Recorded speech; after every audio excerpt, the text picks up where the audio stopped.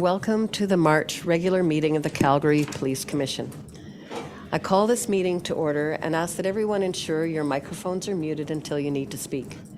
My name is Sean Cornett, and I am Chair of the Commission. I'm joined today by Commissioners Amtul Siddiqui, Susan Mallon, Heather Campbell, Cherie Nyson-Jordan, TJ Tsang, Kelly Ogle, Samuel Hope, Robert Tangay, and Councillors Jennifer Winus and Terry Wong. Today's Calgary Police Service representatives are led by Chief Constable Mark Neufeld. Chief Neufeld, or Superintendent Smart, would you please introduce those you expect to speak during today's presentation? Thank you, Chair, and thank you for having us this afternoon. My name is Superintendent Claire Smart, and I am Chief Neufeld's Executive Officer. I'd like to take this opportunity to introduce you to our executive leadership team, and I'll start off to my far right, and I will work down the line. So first off, we have Superintendent Joe Brar of the Bureau of Community Policing Operational Support Division, Acting Executive Director Tricia Spademan, Finance Division, Director Michael Nunn of our Strategic Communications Section, Executive Director Catherine Murphy, Legal and Regulatory Services Division, Deputy Chief Raj Gill, Bureau of Community Policing, Deputy Paul Cook, Bureau of Investigative Support, Chief Constable Mark Neufeld, Deputy Chief Chad Toffick, Bureau of Organizational Performance, Deputy Chief Katie McClellan, Bureau of Service and Community Support, and Chief People Officer Kim Armstrong, Bureau of People and Organizational Development. Thank you, Chair. Thank you, and thank you to everyone for being here today. For those not familiar with our role, our commission is a body of 10 community members and 2 city councillors appointed by the City Council and the Government of Alberta. We provide independent citizen governance and oversight of the Calgary Police Service on behalf of all Calgarians. To protect the political neutrality of the police, Alberta's Police Act requires that the police chief report directly to us instead of elected officials. We provide direction to the police through the chief, police policies, monitoring the police complaint process, and approval of how the police budget is spent. Today is one of 8 regular meetings we have each year to openly discuss police governance and oversight matters with the service's leadership and to hear from the public. We also have several private monthly committee meetings where commissioners work more directly with the service on various matters that cannot be discussed publicly. Our commission is meeting today on the ancestral and traditional territory of the Blackfoot Confederacy, made up of the Siksika, Piikani, Omska-Bay-Piikani, and Kainai First Nations. It is also home to the Athka, Nakota, Wiskatabi First Nations, comprised of the Chiniki, Bearspaw, and Goodstoney First Nations, as well as the Tsuut'ina First Nation. These are the people who made a treaty with the Crown, forming Treaty 7 territory. Calgary is also homeland to the historic Northwest Métis and to Metis Nation of Alberta. Our commission is committed to doing our part to address the inequity and intergenerational trauma caused by past and current wrongs to support reconciliation with all Indigenous people who share this land with us. Our commission also condemns racism and prejudice in all forms and is committed to being anti-racist. We stand in solidarity with all Calgarians who are Black, Indigenous, or other people of color. As a visual reminder that Calgary is land shared with us by Indigenous nations, we recently received an elder's blessing to have the Treaty 7 flag in our boardroom. Today we are honored to have representatives and elders from the Métis Nation of Alberta here to bless the inclusion of their flag. The journey to reconciliation is a long one, and there's a lot of work left. We have appreciated the conversations that we've had with the Métis citizen representatives leading up to this meeting, and we look forward to continued collaboration moving forward. It is now my pleasure to invite Elders Paul Bercier and George Pemberton to come and speak. So I will go and find them. Thanks.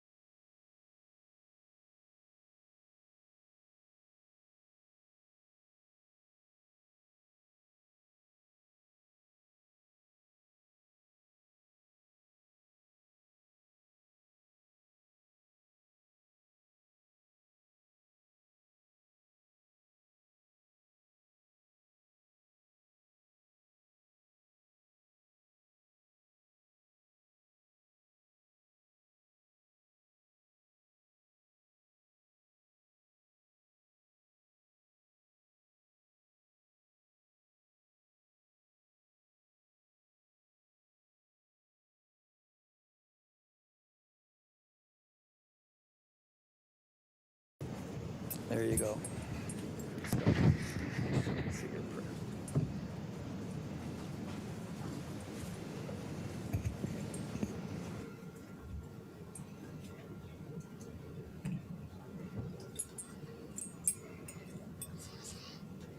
Thank you so much for coming. Well, thank you. Your generosity. Thank you very much.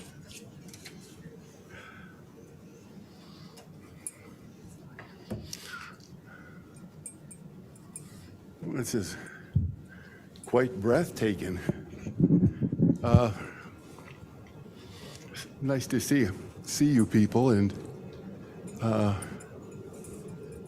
very happy to be here. And at my age, I'm happy to be anywhere.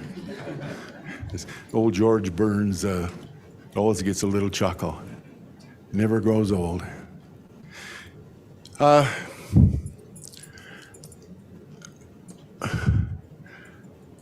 I'm a half-breed Indian.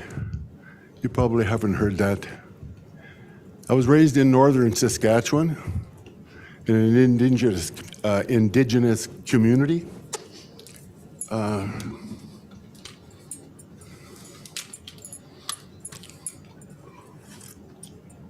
I went to an Indian day residential school. I didn't go to full residential school, but when I was about 10 years old, we used to go north of Meadow Lakes, where, if you know Saskatchewan, and we'd play against the kids there in that residential school, Beauval. So we played hockey and went home, and so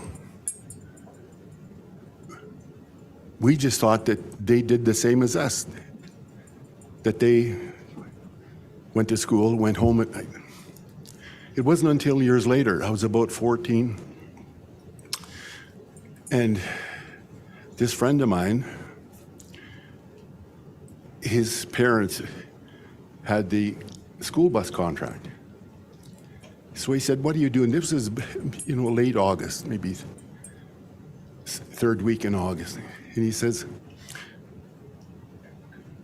"We're going to go pick some kids up, Beauval, Buffalo Narrows, and we're going to take them to Onion Lake."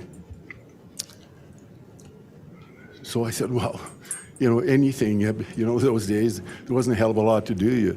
You went swimming, you played on the sawdust pile, it's pretty well the same thing." So I said, "Yeah," I said, "I'd like to go." So as we go on, we picked these kids up, and they were from 6 years old to about 15. And so I asked them, I said, I thought they were going to camp. And I said, "What's happening there?" And he said, "Well, we're going to go to school there." And so I talked to one of the drivers, and he said, "Oh yeah," he said, "they're going to go to school there." He said, "But," he said, "they'll get home," he said, "at Christmas or Easter." Well, I don't know if you got to go back to the 1950s. And hell, we had 2 feet of snow in July. The roads were terrible. There were gravel roads. There was no paved roads up there, and none of them were straight through. They were around farmers' fields. It took us all day to go from Buffalo to Onion Lake. So we get there, and I see this big school. It was 2 stories high, and it had a basement. Big ominous building. We never saw that types of buildings in those days in our community. So anyway, I got to thinking, it doesn't seem right, but nobody knew at that time. Everybody thought that it was agreement, like the English had boarding schools where kids went and lived there. So I thought it was the same thing. Now, I finished high school, and I joined the Army. And I was away from my culture, my tradition, for all those years. I never came back out here. I spent 2 tours in Germany, one with the British Army on the Rhine, one with the Americans. And then I did 2 tours in the Middle East, one in Cyprus after the war, and in Egypt after the war. And where the problem is right now in Palestine, I had the whole run of the Sinai Peninsula. But anyway, getting back to my story there, that I had 2 aunties that went to a residential school. They were from the Red Pheasant Reserve, and they went to a residential school at Delmas, Saskatchewan. And I asked my one auntie, I said, years later, I said, what did you think about the residential school? She said, they taught me how to read, my son, she said. And she said, I still read today. She didn't say anything else, and neither did my other auntie. Detrimental or... But it wasn't until Kamloops. How many years ago was that? Just a few years ago, the Kamloops came out. But they threw a word in there, or 2 words, that people started to think, what the hell's going on? They found mass graves. And as soon as I heard that, and I thought, Jesus, I knew it was pretty bad, but mass graves? They meant to say, or I don't know if they meant to say that, but anyway, it was graves, a large amount of graves that they found that weren't, they didn't have names on them. Well, even back in my time, in the 50s, 40s, and the 50s, we used wooden crosses. So, how long does a piece of wood stand up? You know, so when it came out like that, within a week, it became national news. Everybody was listening to this. And within 2 weeks, it became international news. You remember what the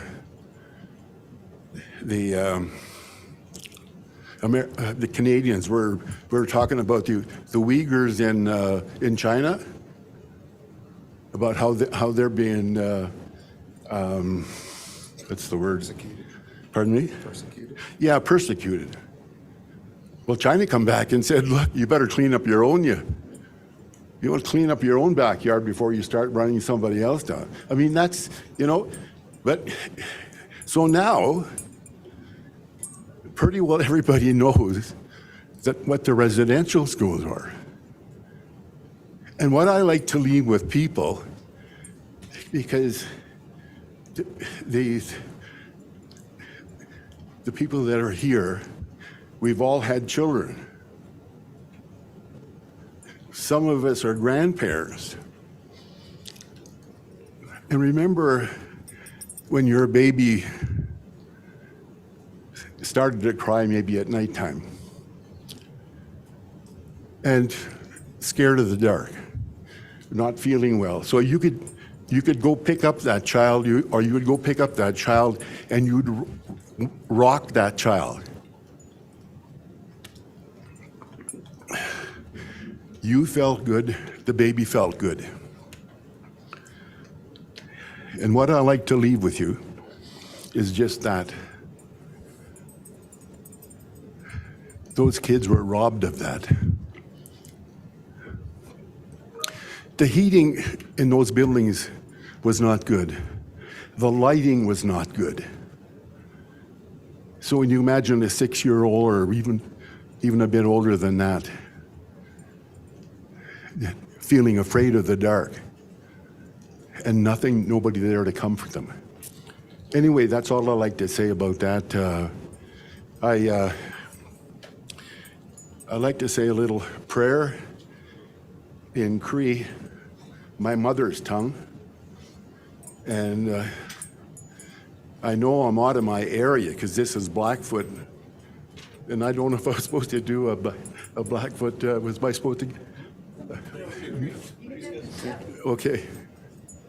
So it's non-denominational thing. Yeah, it's non-denominational. It's strictly spiritual. And what I do here is spiritual.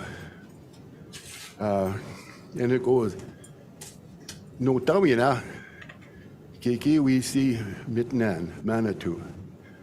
Minan piakteki mwini kwa. Niotin I kamiwin, kamiyak mi, kamiyak soki o mwini kwa. Mes kusipwi en katatama, keski atomin namoya, papiak wan hai hai. O Great Spirit, we ask that Manitou grant us the serenity to accept the things we cannot change, the courage to change the things we can, and the wisdom to know the difference. Hi. Yeah. And so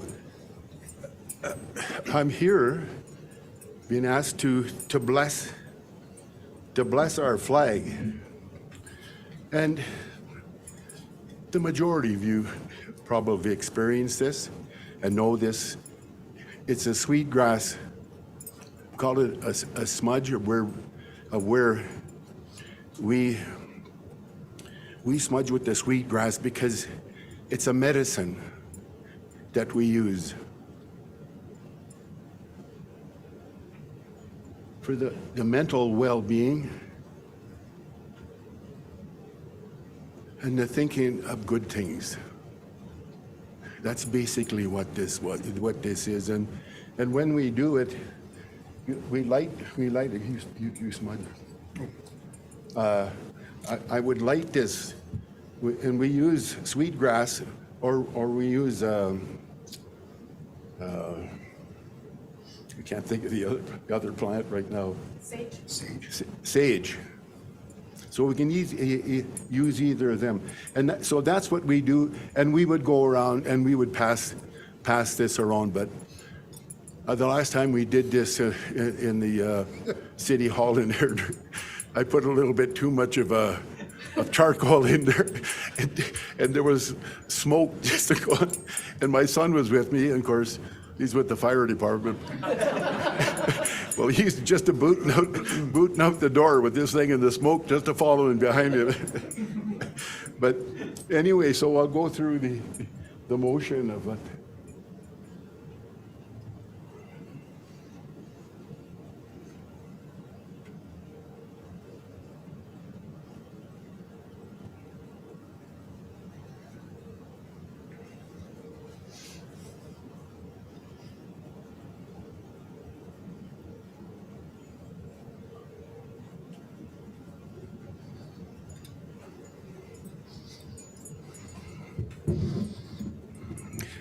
You know, I just noticed this the other day.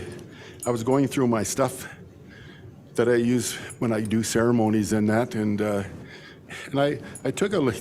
You know, people have it, you know, giving us tobacco, whether it's in this form or in a leather case, and I'm reading and it says, "Imagination ceremonial tobacco."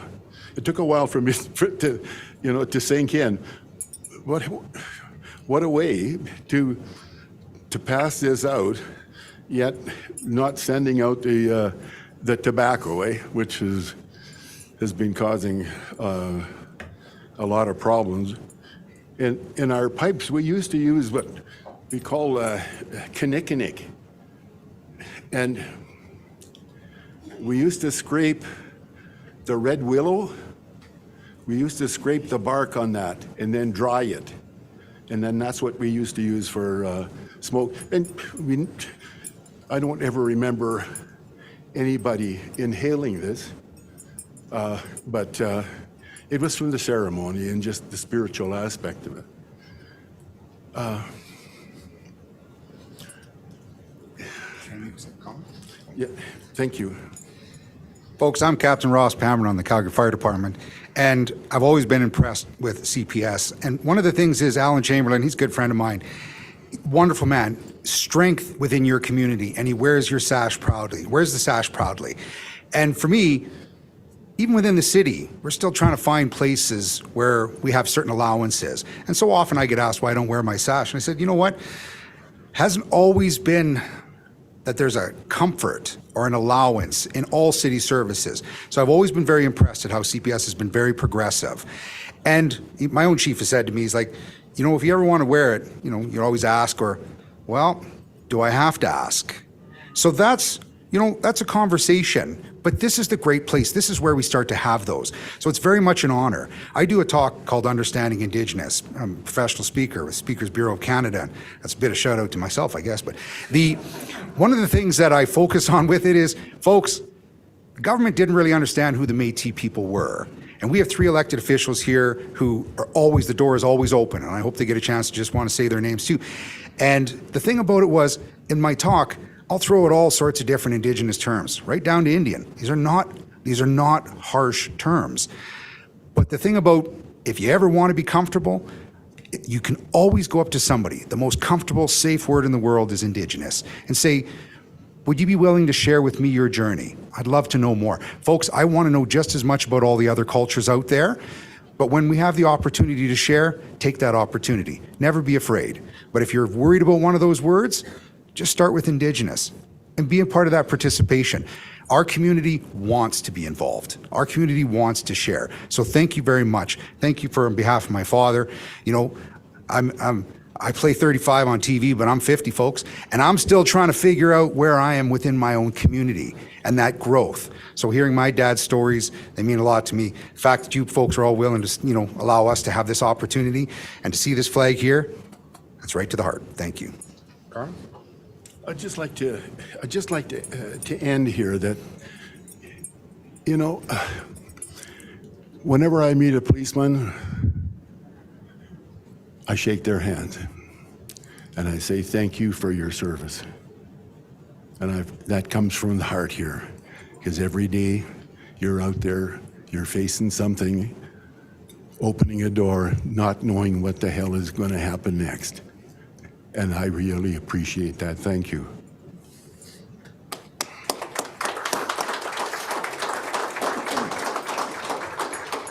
Carmen, Jason, Nelson, these are our 3 elected officials here for the Métis community, right local downtown on the split side of the river. You ever have any questions, you ever want to know anything, these 3 doors always open. Please, folks, reach out anytime. Again, this is the biggest honor. The chance I get a chance to see the chief over there, if I get a chance to shake his hand, again, that means the world. Take the rest of the day off, folks, on me. Just, you're all good. Ross, with you. That's in the other room still. Thank you. Thank you, Elders Bercier and Pambrum, for joining us and opening our meeting with a blessing. We appreciate what you've shared and all of the information, the wisdom that you've shared with us. I also want to thank Representatives Nelson Lussier, Jason Turneau, and Carmen for walking us through this process over the time that you've spent with us. Thank you so much. And we look forward to working more with you in whatever way we can. So thank you very much. Thank you for coming. Thank you.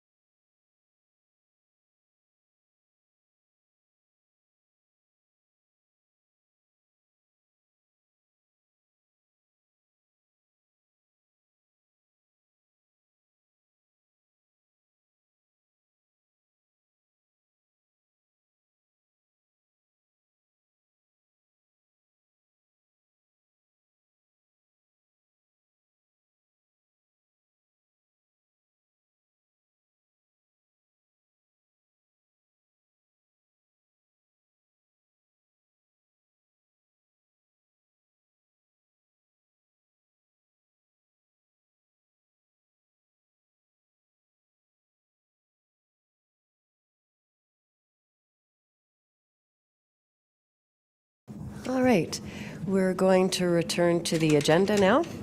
I've got myself mixed up here.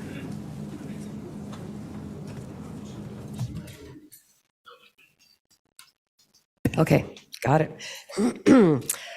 So back to the regular part, but that was wonderful, and we really appreciate all the time that both Corwin has spent, but that the Métis group has spent with us to bring that forward. As we start our meeting, please allow me to provide a brief overview of the format for those joining us for the first time. The public session of this meeting is being live streamed, and a recording will be posted online so we can make it available to those unable to attend. There will be several presentations from Calgary Police Service, Commission members, and Commission staff. Commissioners will have the chance to ask questions or make comments after each one. Once we've completed the presentations, we'll move to the public participation portion of the meeting. Those who are registered to speak will then be called on by name and will have a chance to either ask a question or make a presentation for our consideration. Following the public participation, we will close the public meeting with the Chief and I taking questions from the media. Everyone is welcome to observe the media availability, but only media professionals can participate. To start our agenda items, I will now call for declarations of pecuniary interest or conflict of interest from the commissioners.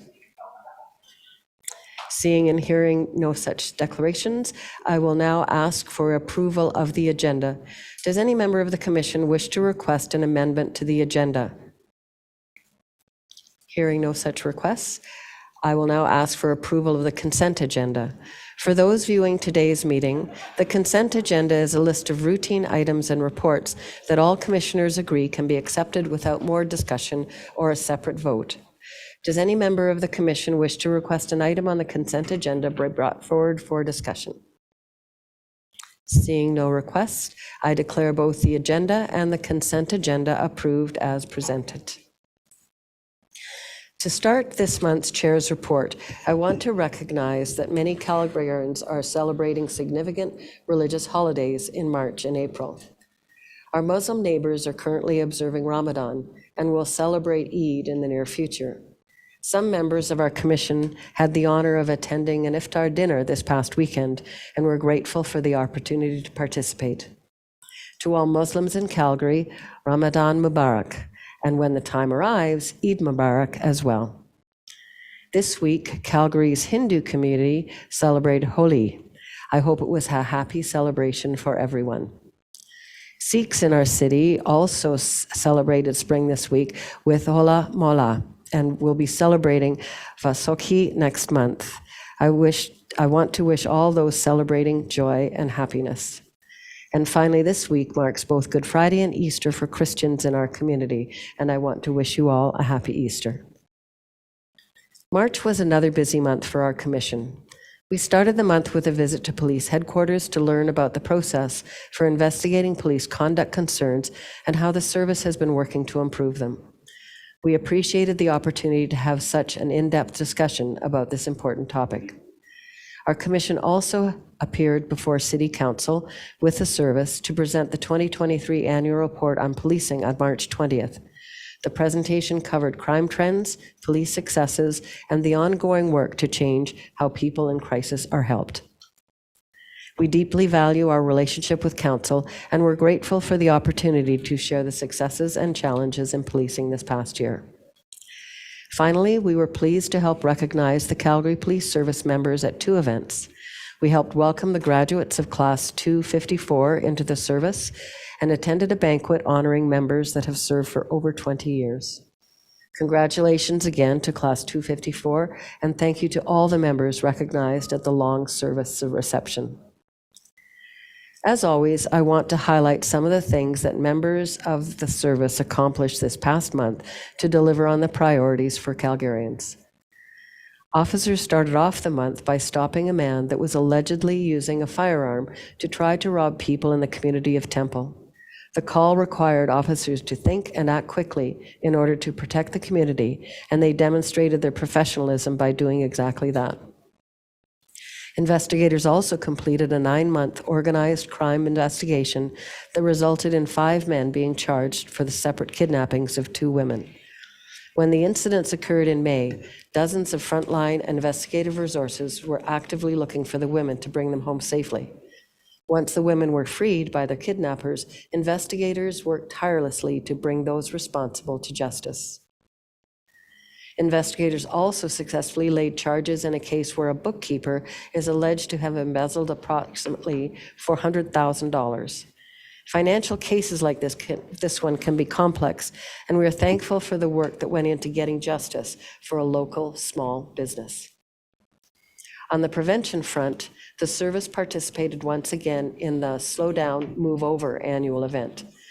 Officers parked along Deerfoot Trail with other emergency workers, road maintenance vehicles, and tow trucks to remind drivers to slow down and switch lanes when passing workers on the road. An innovative partnership between Chainalysis and the service's blockchain investigations team brought investigators from multiple law enforcement agencies together to discuss proactive policing approaches to prevent cryptocurrency fraud. The event was another example of how the service is taking innovative and collaborative approaches to addressing crime. And finally, I want to recognize all the members who spent 30 hours trying to resolve a standoff in Pembroke Meadows 2 weeks ago. While I can't say much about this incident while ACERT investigates, I just want to thank everyone who worked around the clock to contain the situation and evacuate nearby homes. Thank you to all the members of the service involved in these incidents and initiatives, and the many others we've not mentioned. Our commission and Calgarians are thankful. In closing, I want to address concerns publicly raised over the last 2 months about culture at the Calgary Police Service. Both our current commission and previous commissions have been open about the cultural issues at the Calgary Police Service for many years. Since 2011, we have publicly tracked through our employee survey whether employees believe that the service fosters a culture of respect. In 2016, we also started publicly tracking through the same survey how well employees believe bullying and harassment are being addressed. Also in 2016, when a previous commission became aware of a 2013 workplace audit that had recommendations that had not been implemented, they were publicly directed by the police chief to implement the recommendations and take 6 other steps to address bullying and harassment. The 7-point plan was made public and was discussed at public commission meetings. Extensive work has also been done to create a respectful workplace office to provide training and interventions around workplace issues, provide employees access to independent outside legal counsel when desired, replace police officers in human resources and professional standards with civilian experts, and promote inclusion through anti-racism work and other initiatives. Our commission has also been vocal about the deficiencies of the Police Act and police service regulation, advocating with the province to allow police services to use modern human resource practices to address bullying, harassment, and other workplace issues. We are seeing indications that these changes are now happening. Our hope is that it will mean police officers will face the same process and potential consequences as everyone else when engaging in toxic workplace behavior. While a lot of work has been done, we also know that problems persist. When we look at the employee surveys, we have not seen the change we hoped when it comes to employees' trust that harassment and bullying, including gender-based harassment, is being addressed properly. The recent public allegations made by a former employee also raised serious concerns. Our commission has been discussing this issue extensively over the past months. We recognize that it's time for a more fulsome evaluation of whether the actions taken to date are creating the desired change. While the details still need to be worked out, we have decided to bring in an outside expert to conduct a current review or audit of the workplace of the Calgary Police Service workplace. The aim of this review will be to determine whether the work done so far is moving the workplace in the right direction, what issues persist, and what needs to be done differently to further address bullying, harassment, and discrimination. We want the review to be as transparent as possible with the public and employees, while also protecting employees' ability to be confidentially candid with whoever conducts the review. We will also undertake to have this work done reliably and quickly without interfering with other efforts currently underway. More details will be available in the near future, but I want to share this decision so that members of the service know that we hear their concerns and we are committed to addressing them.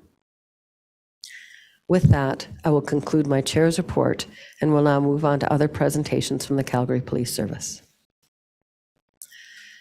The first presentation today is on the Joint Traffic Safety Plan for the next 5 years. The service develops these plans in collaboration with the City of Calgary, and we are looking forward to hearing about the next phase of this important work. Chief Neufeld, would you please go ahead with your opening remarks in the first presentation? Thank you, Chair Cornett, and it's good to be here today, everybody. This first presentation on the traffic safety plan comes out of the Bureau of Community Policing, so I'll turn it over to Deputy Chief Gill. I know there's a number of presenters there. He'll quickly introduce. Thanks, Chief. Good afternoon, everybody. The 2024-2028 Safer Mobility Plan is the first unified plan between the Calgary Police Service and the City of Calgary. These our two organizations are joining forces as co-partners, working toward a safer mobility and reducing harm on our roadways. So with that, I'm going to introduce you to Superintendent Joe Brar, who's going to have some opening comments and introduce the team that's going to do the presentation this afternoon. Thanks, Deputy. And just to build on what the Deputy said, this is an evolution of traffic safety within the City of Calgary. The City of Calgary and the Calgary Police Service always work together jointly on ensuring traffic safety within the City of Calgary. However, they've never had a joint plan. So this is something that we had socialized last year, and we actually presented to the Commission, if you recall, our 2023 plan, and advised that we'd be coming back this year with the joint traffic safer mobility plan. So I will turn it over to Inspector Rob Patterson formerly from our traffic section, and Manager Tony Churchill from City of Calgary Mobility to present the plan.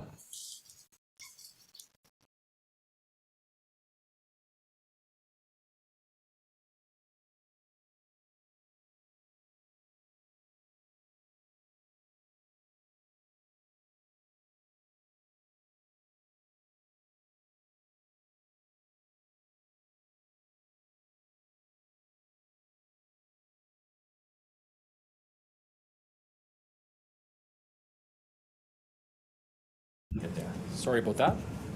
Good afternoon, everyone. As previously introduced, I'm Inspector Rob Patterson of the Calgary Police Service, formerly of the traffic section and now in the Real-Time Operations Center as a duty inspector. So this plan was largely put together by myself when I was leading the traffic section. I'm also joined today by Tony Churchill, Senior Leader of Safety Mobility with the City of Calgary, and of course the incoming inspector at the traffic section, Inspector Jeremy Whitman.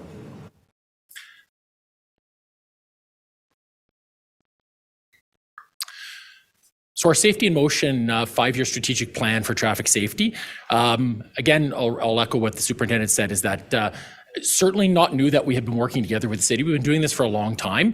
However, for increased efficiency, we've decided that we'll align those plans more closely so that we are working together toward the same goals. We don't have separate goals and separate strategies. And the idea would be that we'll be more joined in that. Plans at a very strategic level, and I'll explain a little bit later on how we'll be operationalizing this plan year to year over those 5 years. And like I said before, it's built on previous collaboration that we've had over the last several years.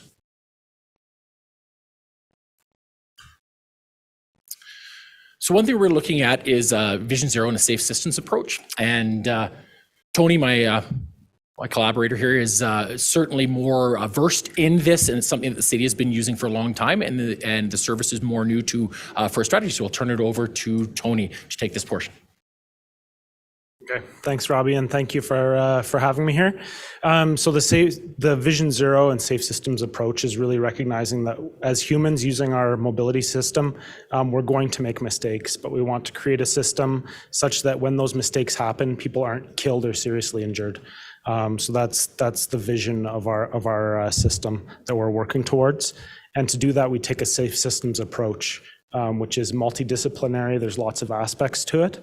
And it includes safe land use planning, safe speeds, safe road users, safe vehicles, safe road design, and post-crash care. And so these are things that the city participates in, and police participate in to varying degrees, depending on the specific element that we're talking about. But these are all important. Both of our previous plans had a Vision Zero approach or a Vision Zero statement. So we're carrying that forward and just strengthening that approach with the ease that Robbie's going to speak to in a few slides. And we're not alone. We have lots of partners within our organizations. So we've identified some of the core contributors within each of our organizations. Obviously, our mobility safety unit and the traffic unit have some leadership in this, but we also collaborate with divisions from across our organizations in various ways. And that's really important. We also have a number of external partners who assist with communication, education, and various aspects of delivering a safe system in our community. So we're really excited to have these two plans coming together. Our plan always referred to elements that the Calgary Police Service was taking care of and how we were supporting them. And similarly, the Calgary Police Service plan always referenced our engineering work.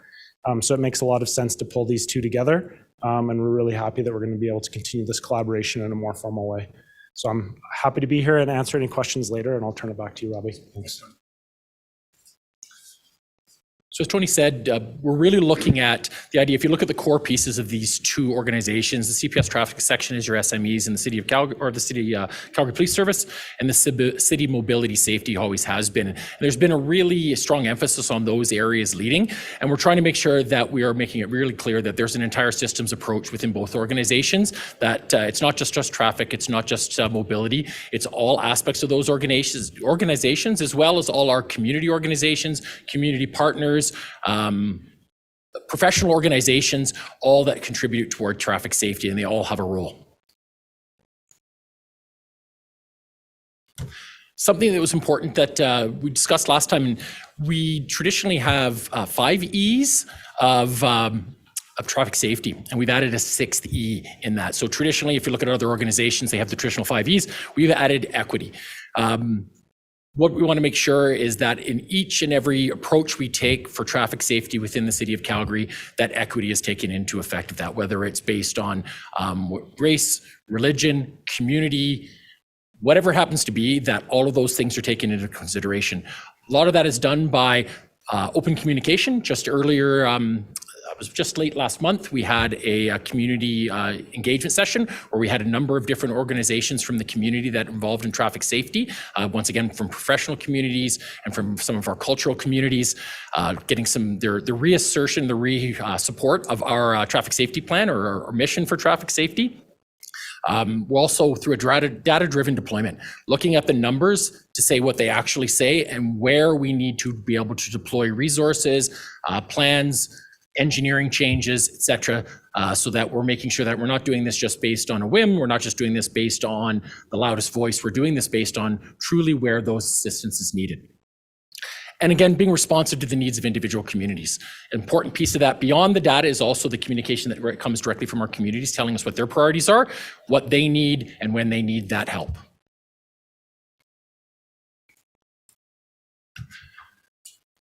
So by no means is this a completely exhaustive list of our community safety partners, but it's some of the ones we use most oftenly.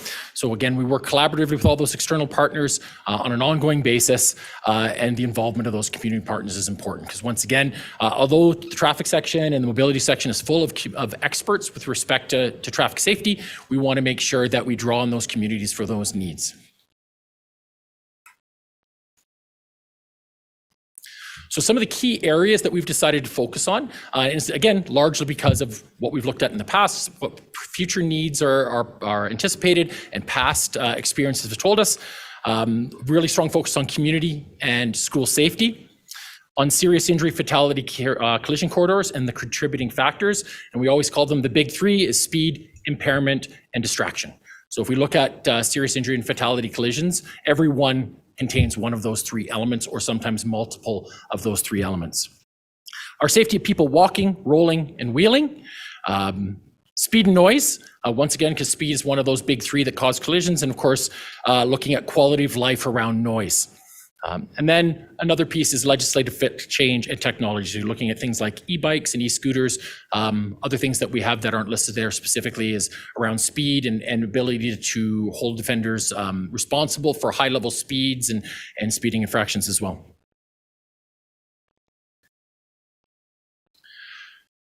So when we're looking at the big goal that we're looking at, or the big measure we have around traffic safety, again, as we talked about before, was injury, serious injury, and fatality collisions. There's something we can measure because we can count them. We know what they are. And we're looking at, obviously, that as one measure of our success. So when we look at the 25% reduction over 5 years, that's in line with Canada's road safety strategy of a 50% reduction over 10 years. We also know it's a very aggressive target, and we also know it's a target that we don't necessarily have complete control over. We don't have a community safety partner or a police officer or somebody from mobility in every car and on every road to help people make those decisions. But when we talk about our 6 E's, that's what we're relying on all of our community safety partners for education and enforcement and engineering to try to help influence this to bring those collisions down year over year.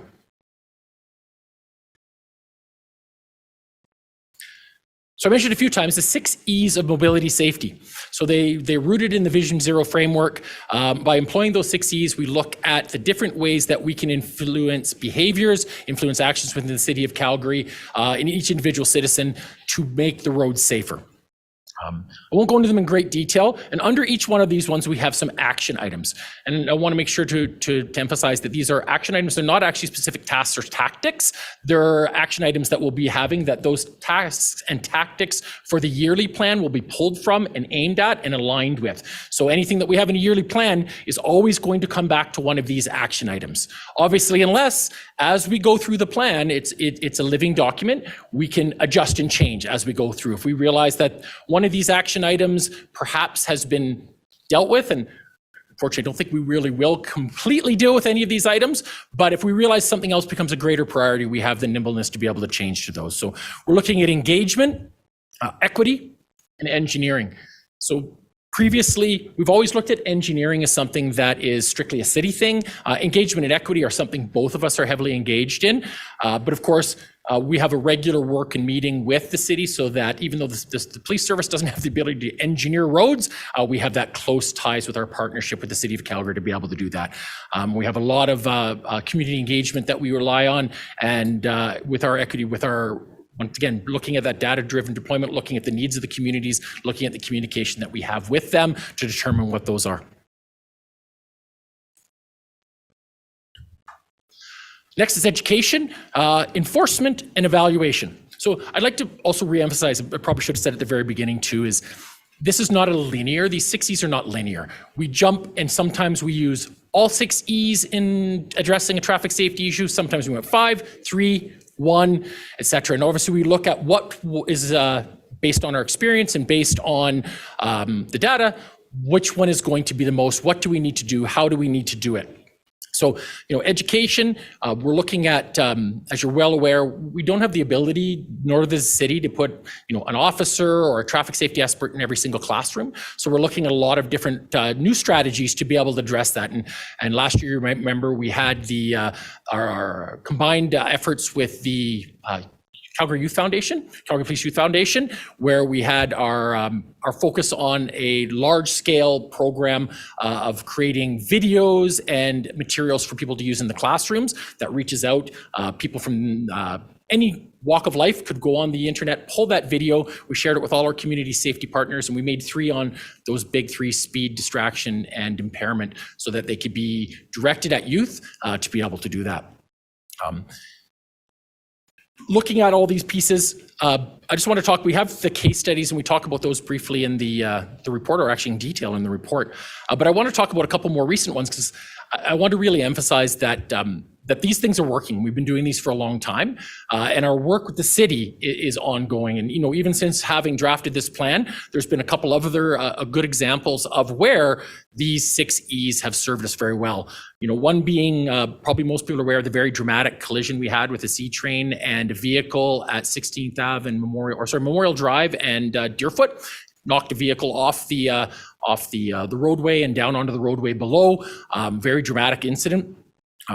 By looking at that, having the focus on the engineering component, looking at the education, looking at what we had there, it's not something that we can go out and enforce. We don't have police officers chasing C trains down the road and dealing with them. And of course, it wasn't an issue that the C train was outside of its regular operation. So, when we looked at that, we were able to evaluate all those different pieces. Education was not going to necessarily help. Engagement enforcement weren't necessarily going to help, and that became an engineering piece where we were able to lower the speeds of trains going down that corridor, and based on the fact that we've had more than one collision in that location, and be able to engineer and help engineer that change. We look at downtown. Anyone here that's seen one of our beautiful heat maps, and we find that these heat maps are fantastic. We put them out and we can see where serious injury and fatality collisions are happening over the city. And time and time again, we see downtown is one great big red blob. So we've dozens and dozens and dozens of crashes downtown every year. On the bright side, most of those are not serious injury fatality collisions, but there are a number of them, and they're high quality, high volume of those. This is a situation we tried education. We're talking about educating people. Don't step out into traffic. Don't jaywalk. Don't speed through downtown. Pay attention. Don't drive distracted. Despite all those numbers continued. So in that situation, again, we were able to look at, we'd gone through a series of different approaches, and then finally resorted to kind of an engineering and approach by actually changing the timing of those lights. So you'll notice when you're downtown, all 4 lights will go red, the walk sign will go, and you can start walking. Pedestrians hit the road before drivers do, because we've all been on that road where you get the green light and you go to step out, and the car's going left at the same time. This prevents that from happening because the pedestrians are now on the roadway, because certainly we don't think that the drivers were trying to drive over the pedestrians. They just were leaving at the same time. This way, the pedestrian's clearly on the road before the vehicles start moving. So another good example, like where we exhausted many other approaches and just didn't seem to have any success. So we're very proud of the case studies. They go into great detail, so I won't go into bore you by going over them state by stage because you have them in there. But each one of those is a good success, shows how we worked with the six different E's and really closely with the City of Calgary and the Calgary Police Service together. And in a lot of cases, a lot of community engagement was taken. There were community forums for a lot of these. And I'd like to highlight the last one there because, as a Calgary Police Service, we look at noise. And I know you've heard what we've said before a number of times about this, is that the Calgary Police Service really has a lot of focus on a lot of these, and noise, unfortunately, is a bit lower priority, but we realize it's a quality of life, and that's where we're able to start relying on our City of Calgary partners with having a pilot project of them starting to do some traffic safety enforcement, specifically focusing on noise related issues, vehicle equipment issues, to try to deal with that quality of life issue. No traffic presentation would be complete without talking about automated traffic enforcement. So when we talk about automated traffic enforcement, we talk about photo radar, red light cameras, and speed on green. So again, we talk about it in a little greater detail in previous presentations, but we do have studies from around the world that show that automated enforcement works. And what I'll share with you is one more recent example where we've relied on technology to do that. So, one of those things is we know that people slow down when they see these vehicles, and everyone says that's a no-brainer, especially now that they're bright yellow and painted, and it certainly slows people down. What we didn't know before is whether or not truly people slow down in those same areas because we do regular enforcement there. And we've looked at the new data called INRIX data, which is based on cellular phones. So if you've got your cellular phone connected to a network, we all know that Big Brother is watching everything we're doing. It actually catches your vehicle as you're driving by. There are points around the city where different cell phone towers and things like that are tracking your vehicle or tracking your phone in the vehicle. So we can tell that obviously if we see something moving along at 5 kilometers an hour, they're probably walking. If we see something at about 20 kilometers an hour, it might be a walk or bike, but certainly at 50, we're looking at vehicles. So they can actually track the volume of those. So using INRIX data, we actually looked at the ring road of the City of Calgary. And there are several sites, because you're probably aware that we have to have pre-approval to deploy those sites by the province. So we put in an articulation based on collision data, speed data, whether or not it's a safe place for officers to enforce, et cetera, and we get permission from the city to put a site there. So we've got these different sites around the city. we put the cars out, and we're able to count how many traffic infractions we get. But when we leave, we don't know. So using INRIX data, had one of our more brilliant analysts access that and bring that, who's actually from the city of Calgary originally, came over to the Calgary Police Service. And he was actually able to look at and find all those sites that we use. In general, we're actually seeing people slow down because they anticipate enforcement in those areas. And like I said, the number one thing we're looking for when we're looking for automated enforcement is for people to slow down. We don't care why they're slowing down. We want them to slow down because slower vehicles are less likely to get in collisions. And that's what we look at: photo radar, red light cameras, especially our speed on green. If we can get them to slow down through those intersections, we do realize that people slow down and then go through the intersection and then they speed back up again. And some might say, well, it's not really changing anything. But certainly from the Calgary Police in the traffic section, it's doing exactly what we want it to do. That is the dangerous point. Vehicles don't tend to T-bone each other in the middle of roads. They do it at intersections. And that's where serious injury collisions occur. So we certainly believe the automated enforcement works and it reduces serious injury fatality collisions, or we wouldn't use it. So evaluation, the last piece. How are we knowing what we're doing is doing the right thing? As I talked earlier, there'll be several points of evaluation of this, not just a year end, but out throughout the year. It involves several partners. It involves our community partners, our internal partners, and external partners. That management plan will be overseen by a joint committee between the city and the police service. Obviously, it'd be Tony and the inspector of traffic that will look at that. We're still working on exactly how that reporting plan will work, whether it be as part of the annual policing plan or whether it will be a standalone plan on a quarterly basis, or whether it will be more often or less often.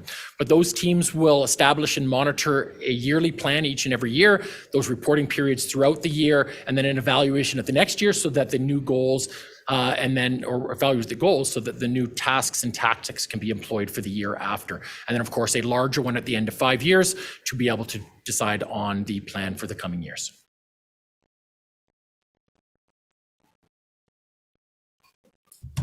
Wouldn't be a traffic thing without some sort of traffic direction at the end of it. So by all means, now I'd like to throw it out if there are any questions to be had by myself or by city partners here. And hopefully you all know what that means. Great. Thank you very much for that presentation.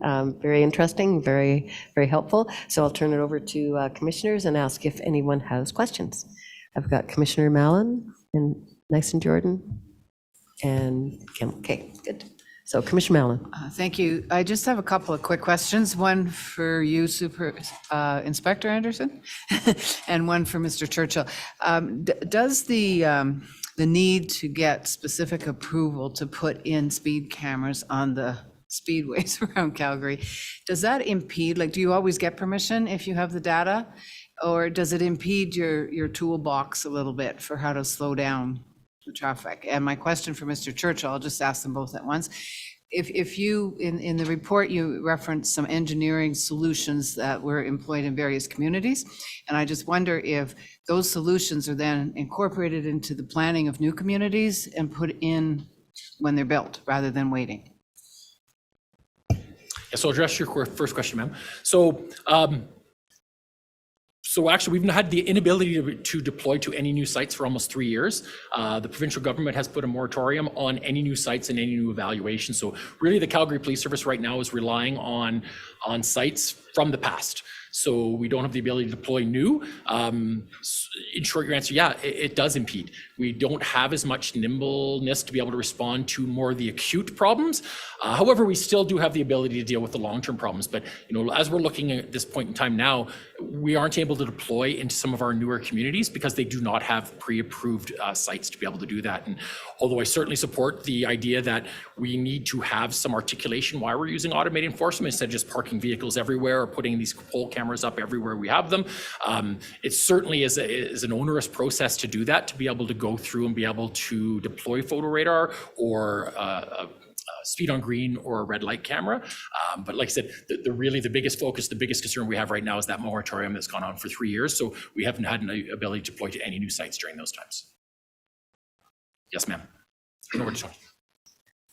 And I'll just say that is quite a well-developed process in terms of getting new sites approved when it is permitted. And the City of Calgary did support the Calgary Police Service with all the requests from the province about existing sites. in terms of ongoing data collection and analysis. So that's another good example of our collaboration, even on an enforcement piece. In terms of our engineering investments and how we continue to apply those to new developments, it's a great question. We're constantly doing evaluations of new technologies or processes that have been used in other municipalities that we want to see how they translate to Calgary. So we're quite often doing pilots like that, developing new policies. And right now the City of Calgary is developing a new city plan, which is going to be combining our municipal plan and our Calgary transportation plan.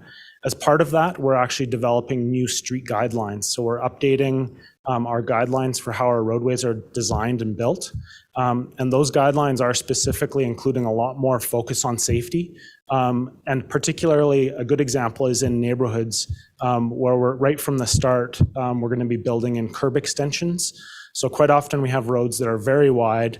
They're wide enough for parking on both sides. If they're not parked, sometimes people will drive it as 2 lanes in each direction. That presents a lot of challenges for everybody, whether you're driving and coming up to an intersection to have good sight lines, but also as a pedestrian, if you're crossing, it's a long distance, and it creates a double threat situation where one vehicle may yield to you and a vehicle in the adjacent lane may not be able to see you.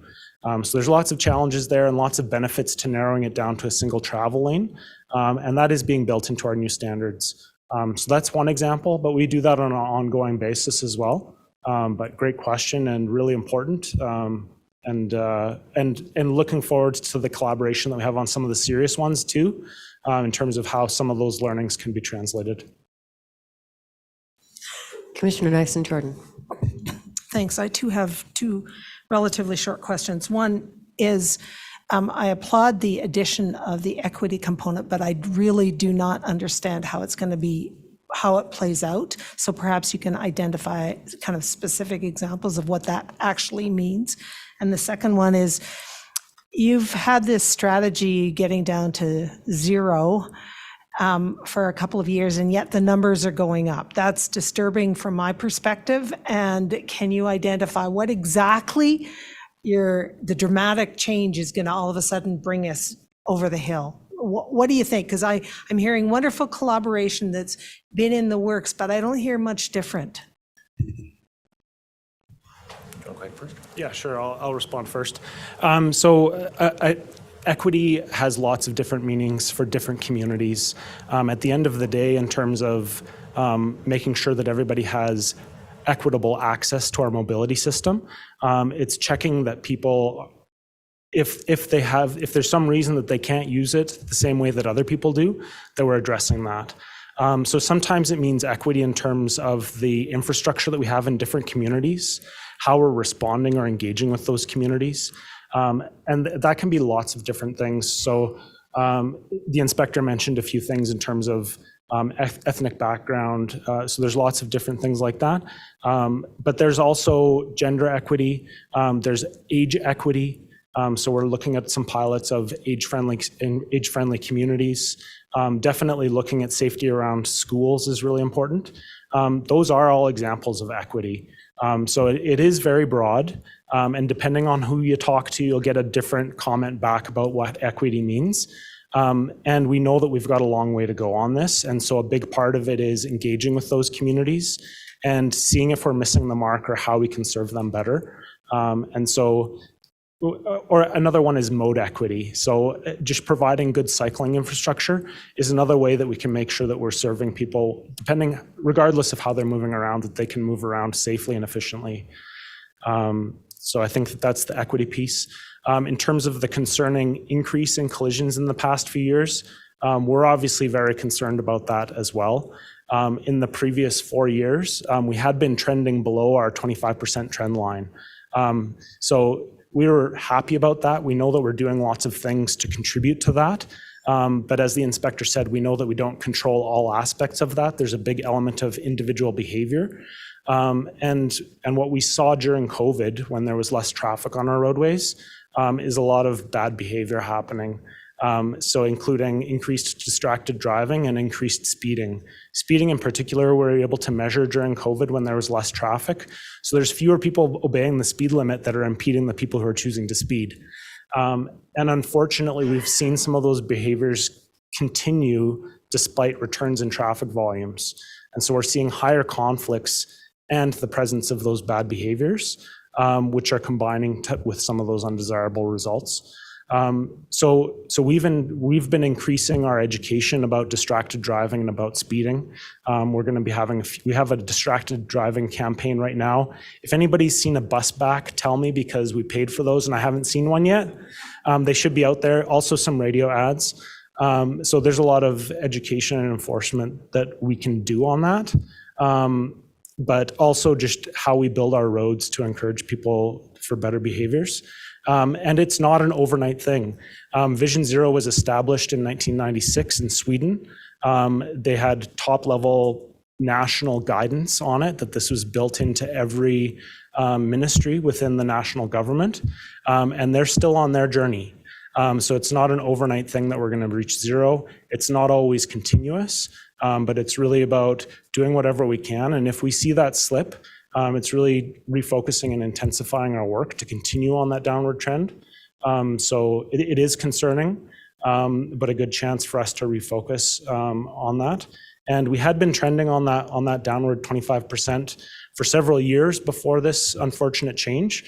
So we just need to get back on track with that. And there's lots of things that we can do with that. So. Thank you very much. Yeah, and I can just touch a little bit on that. Just the equity piece again. I think it's important that we have, for example, the traffic service requests that go out on the internet. So we've always had the ability for people to come to us, and we're really emphasizing that so that people can come to us and tell us what to do, what's the problems in their community are, and we address all of those traffic service requests. But more importantly, what we're doing is identifying a lot of the communities that don't come to us. So if it's a community we're not hearing from, then we reach out to them. So for example, in my community of Silver Springs, we get occasional TSRs and not a lot of requests, and we go to them once in a while and they're pretty happy, but we're not hearing from Falcon Ridge. So we go out and reach out to those communities and start saying, so what's going on here? Why is it we're not hearing from that, whether it be through their community committees, whether that be through the schools, whether that be through our city councilors. We have regular meetings with just brand new, which will hopefully be a bit of a game changer for us. Last year I came to you saying we had just been approved for the residential traffic safety unit to become permanently staffed.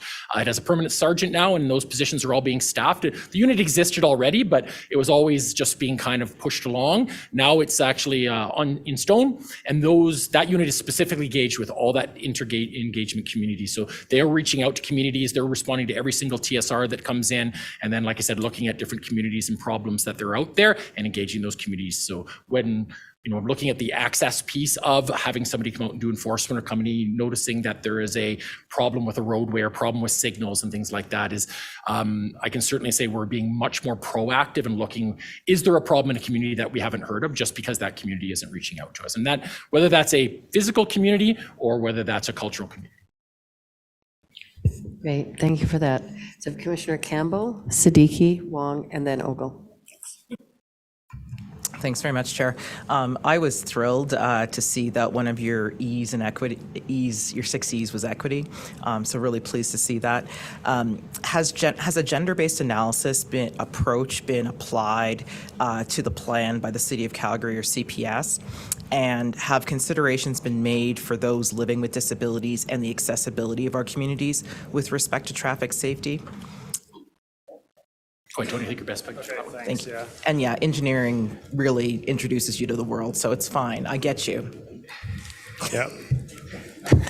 Engineering rings. So great questions. Definitely gender-based analysis is something that we do on individual projects, not necessarily for this plan, but it is something that we're aware of. And some things like our cycling facilities, our cycle tracks in particular, we know have a really strong impact on equitable access for women. And we saw that in our data. So that was one of the data points that we were tracking in our before-after analysis of our cycle track, is increased ridership of women as a portion of the riders. So that's a great point and something we'll continue. And then, sorry, your second question? Was around considerations being made for those living with disabilities. Disabilities, and the thank you very much. Accessibility of our communities. Yes, so we do work closely. We have a accessible Accessibility Design Committee. And so we collaborate with them on a monthly ongoing basis, and also on specific issues. One issue that we've been working through with them right now is our floating bus islands. So these are bus islands that are separated from a cycle track. This is a big challenge globally as we're improving cycling facilities, but also making sure that we're serving blind communities well and getting to and from bus stops safely, and that discomfort of having to cross that cycling space. So we've had several site visits to some of the early installations that we've made, and getting really good feedback from members of CNIB and others who participate in the accessibility committee. And there's a variety of disabilities represented on that committee. So yes, I would say that there's also the influences of intermittent issues like services like snow removal and construction that significantly impact the accessibility, both from a gender perspective and from a disability perspective of our mobility. So those need to be reviewed and considered from a safety perspective as well. Yeah. There's nothing like watching a petite woman slide over a snow drift into the street trying to get onto a bus. Yeah. Thank you. Thanks. Good point. We are working on that. Thank you very much. Commissioner Siddiqui. Thank you for your presentation. You made traffic safety exciting, so thank you. And I'm one of your stats. I actually slow down at the airport now because that car is always there. And so you can count me as one of your stat numbers. My colleagues asked the questions about equity, but I was just wondering, do you plan on translating any of these items or approaching multicultural media? Just because there's so many newcomers coming now to the city, how do you get this information out to those folks? Go ahead, Tony. Okay, so I'll just say from the city side, a good example is our distracted driving campaign right now. It is in 10 languages, and we do reach out to other communities for translation. So one community in particular in the Northeast is 12 CSI, and I, off the top of my head, I can't remember how many languages they translate into, but also in multi-language radio ads. So we do have the radio ads going out in those 10 languages as well. I don't know when or which channels. I know Red FM for sure it's on. So that is something that we're aware of and working on. And definitely some of the partners that Robbie mentioned in terms of translating to more languages are great opportunities. Yeah, and I'm quite confident that we'll, once this has been approved and put through the whole process and we're going to share it with the public, that, being able to work with our diversity resources section, be able to put it in an accessible way for, once again, different languages and other people that perhaps are having issues with the site and make it accessible to all. Thank you. Commissioner Wong. Thank you. Thanks for the presentation. This is a question I posed to, excuse me, a question I posed to Tony Churchill, but I'm going to pose to the CPS, and that is, I'll take my 3-year-old granddaughter and she'll see a red stop sign, she'll say stop. She'll see a green light, she'll say go. And when she comes by a park or a school, she says slow down. But yet I've asked Tony why we put our playground signs not necessarily around the entire playground or around the entire school. So from a CPS perspective, what change would happen if we were to ask, 30 kilometers an hour around the entire perimeter of a school, as opposed to the traffic, I believe it's the Highway Act that tells you where it should be done. But from a CPS perspective, would that change? Yeah, I would probably say that in any situation when we're consistent in how we're doing something is better. I know that there are a number of formulas the city applies to looking at speeds of different roadways and whether it's considered a collector or whether it's considered a neighborhood road, et cetera. We may disagree with the city on some things with that. Obviously, as a police officer, having worked in the traffic section, I would fully agree with you that obviously the ideal situation is to slow everyone down. One thing that we've done to do that, which certainly would help, is that obviously most of the city streets that are non-collector roads throughout all those communities have now been knocked down to 40 kilometers an hour. So we do have, instead of traveling through at 50, we do have people traveling through at 40 now with the change in the minimum residential speed limit. But yeah, I'm one of those with the err on the side of caution and err on the side of restriction. I'm not one of those people who get bent out of shape because I have to slow down through school zones, and whether there are more of them wouldn't bother me. But yeah, like I said, it probably having consistency so that one side of a school has one and one side doesn't would cause some confusion amongst some people, and some consistency around that probably helps.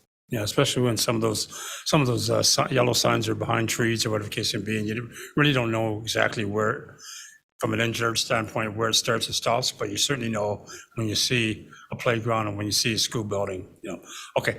The other challenge we have, particularly in downtown inner city, is scooters and e-bikes that just ripping up and down the roads, and we get pedestrians crossing crosswalks, getting hit or whatever the case may be. What can be done to regulate or enforce their behavior? That's a good question. We mentioned that very briefly in the presentation as well. The province has really no regulations, very loose definitions of e-bikes and scooters and what then makes it a motorcycle versus a moped. That's clear, but as soon as you start throwing a battery in it, it completely goes off. We start kilowatt hours versus CCs, which are what are set out there. And I know we have some bylaws around it in the city here as well, but of course, there's no provincial legislation around that. So one thing we did mention around that legislative change, one thing that the services really champion through the AACP is looking at those people going over 50 kilometers over the speed limit and looking at change around that. And one thing that the Alberta Union of Municipalities, is that the right term? Yeah, is actually advocating for the province to change is some regulations and some legislation around that, because usually that's where it starts with. Motor vehicles start with the province, and then we can further legislate them within bylaws. So that's something we certainly need advocacy for at the provincial level. Yeah, and I appreciate, we can change legislation and advocate. It's really the enforcement side of the equation. I'll get residents up and down Eau Claire, for example, saying, why don't we have CPS with speed guns watching, cyclists or e-scooters? Yeah, and part of the problem is we don't have anything. We have no teeth. We can say, slow down, take that scooter off the road, but there's actually no legislation that says they can't use that e-scooter on a roadway or off a roadway. What level of speed they're allowed to have, even the ones on the road. We've seen ones that look exactly like motorcycles, the same size as motorcycles, and they put a pair of dummy pedals on it and call it an e-bike. So certainly that's what CPS needs, of course, because we're a rule of the law. We can't just start telling people to not do or do things. We need that legislation. We need those bylaws in place to be able to do that job. Obviously, we ask people to slow down, and we can see behaviors that are unsafe, but certainly we have no ability to really enforce without those things in place. Tony, do you have anything on that? Yeah, I'll just add that for e-scooters in particular, they are not legal vehicles. So the city of Calgary was granted specific a letter of permission to do the e-scooter pilot with those conditions. So there aren't any regulations specifically about e-scooters, and they're not considered legal vehicles. So ours are, and we have some specific rules around them, but it is endemic. They are everywhere. And so I guess that is a challenge. There was a motion put forward through Alberta municipalities to Alberta Transportation Economic Corridors to establish guidelines for their use. So how that would fit in the Traffic Safety Act and defining these as legal vehicles that would be then easier to force rather than them just being unspecified. And similarly for e-bikes, just strengthening some of the wording around 750 watts and no supportive power above 30 kilometers an hour. So a little bit more detail around that, I think, is what would be useful for the enforcement side, but also just for regulations and for consistency and understanding about what behavior is expected by people where. A good default that would be great to ingrain in everybody is be nice to everybody else.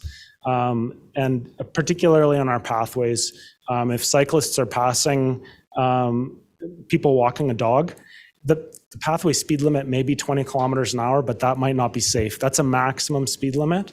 And so that's kind of an ongoing reminder for people, is just about respectful behavior for others. Thanks. And one last question, Commissioner Ogle. You've answered, thank you. most of my queries are around scooters too. So the statistics that you have for collisions on the yellow and the blue one, are scooters, is that where scooters would be if they were in an accident? Or are you telling me that there's no data because they aren't licensed? Some of them will be in the pedestrian and or cycling fields. A lot of them aren't reported, not because they're not legal vehicles, but because they don't involve a motor vehicle. So a lot of them end up reporting to emergency rooms. So we have been working with Alberta Health Services to get ER data to track collisions related to e-scooters. So that's been our main source of data. And we know that even among cyclist-involved collisions, that there's underreporting. So there's a lot of collisions involving cyclists that don't involve a motor vehicle, cyclists involving a pedestrian, that happen but aren't in our police-reported data because of the reporting thresholds that are required in terms of there being a motor vehicle involved, damage above a certain amount, or a pedestrian or cyclist involved. So if some of those thresholds aren't met, then it's not going into the police-reported data. What we're graphing and tracking is mostly, up until now, police-reported data. But some of those underreporting issues are important. We're kind of tracking those separately. But ultimately, longer term, if we can start combining health data and police-reported collision data, that gives us a better idea of the entire mobility picture in terms of some of those underreported collisions in our overall collisions.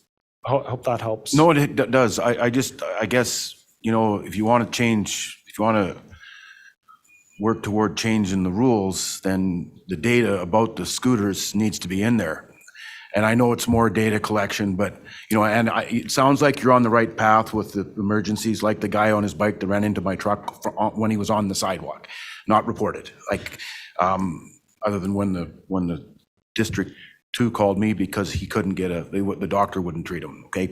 That's what happens because I understand. But the data, I know that there's people injured in here that are injured because of scooters, and the rolling stock is part of the problem. So, the more data we have to provide to those that could change the act, the better. So thank you. That was more of a comment. The other thing I'd like to say is, further to Commissioner Neeson-Jordan, I'd like to know, what was the population of Calgary in 2018 versus 2023, and is that relative to the growth to the number of incidents? But secondly, to her point, if the city continues to grow, unless this data's on a per capita basis, I think you're pretty aggressive with I know we overreach, but it looks to me like it'd be difficult. Just a point. Thank you. It's a good point about the population growth. I don't have the specific numbers off the top of my head, but I take your point that the city is growing, and it's a good point. And particularly when we're making comparisons with other cities, just for benchmarking, we do normalize in a number of different ways. One is certainly per capita. That's a really good one in terms of a health measure. Sometimes we'll look at other measures like the length of our of our mobility network as a measure of exposure to risk. So we do some of those for comparisons with other municipalities. And traditionally, we had also looked at rates, so including the number of collisions at an intersection per 100 million entering vehicles was one of our engineering measures that we would track so that we could compare different intersections. And so we still do that in some cases, but at the end of the day, one of the ideas of Vision Zero is that everybody makes it home safe. And an important part of that is recognizing that the numbers in this graph are actually people. And so when we reduce that to 0.35 collisions per million entering vehicles, we're losing the fact that these are people. And so that's part of this, is recognizing that even though we have a growing city, we need to do whatever we can to make sure that everybody makes it home. And so that's why it's important that we have that absolute number, even though we have those other challenges of increasing motor vehicle use, increasing population. That's the challenge that we face, and we may need to adjust how much effort we're putting towards this. And that's something that other municipalities are going through as well. So we have some good peers nationally and globally that we can see what successes they're achieving, and how we can capitalize on those. And I agree. You know, when we look at this, I know it's something I always quote the chief on is make very aggressive targets, right? We want to be able to push ourselves to find the best. And I echo exactly one of the things I was going to say with Tony is that, yeah, these are people, these are injured people, these are people who've been killed on the roadways, and certainly we want to keep that. Another piece is that if we have found that in the past when we use things like rates, we want to make sure that everyone understands what our goals are, and we have different people, and I'm not a great math guy, Tony is a great math guy.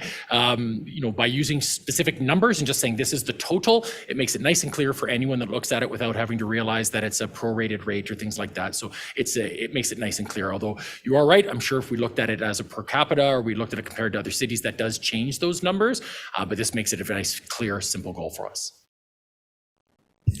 Thank you very much, and thank you for all those questions. A fascinating report, very interesting, and the amount of work that goes into it, I think, is really helpful when you can pull it all in front of us. And thank you for the last comments about the fact that each of those numbers is a person. And until you've been involved with something like that, then you really don't appreciate that that is a person, and there's lots out there. So thank you very much for all of that. We'll help we'll do what we can do in terms of supporting any kind of advocacy you would like around scooters. So thank you very much for that report. We have several more reports to go through. We'll do our motion to receive these reports at the end of all of the reports. So the next one is use of force and de-escalation report. So this presentation is for the 2023 year.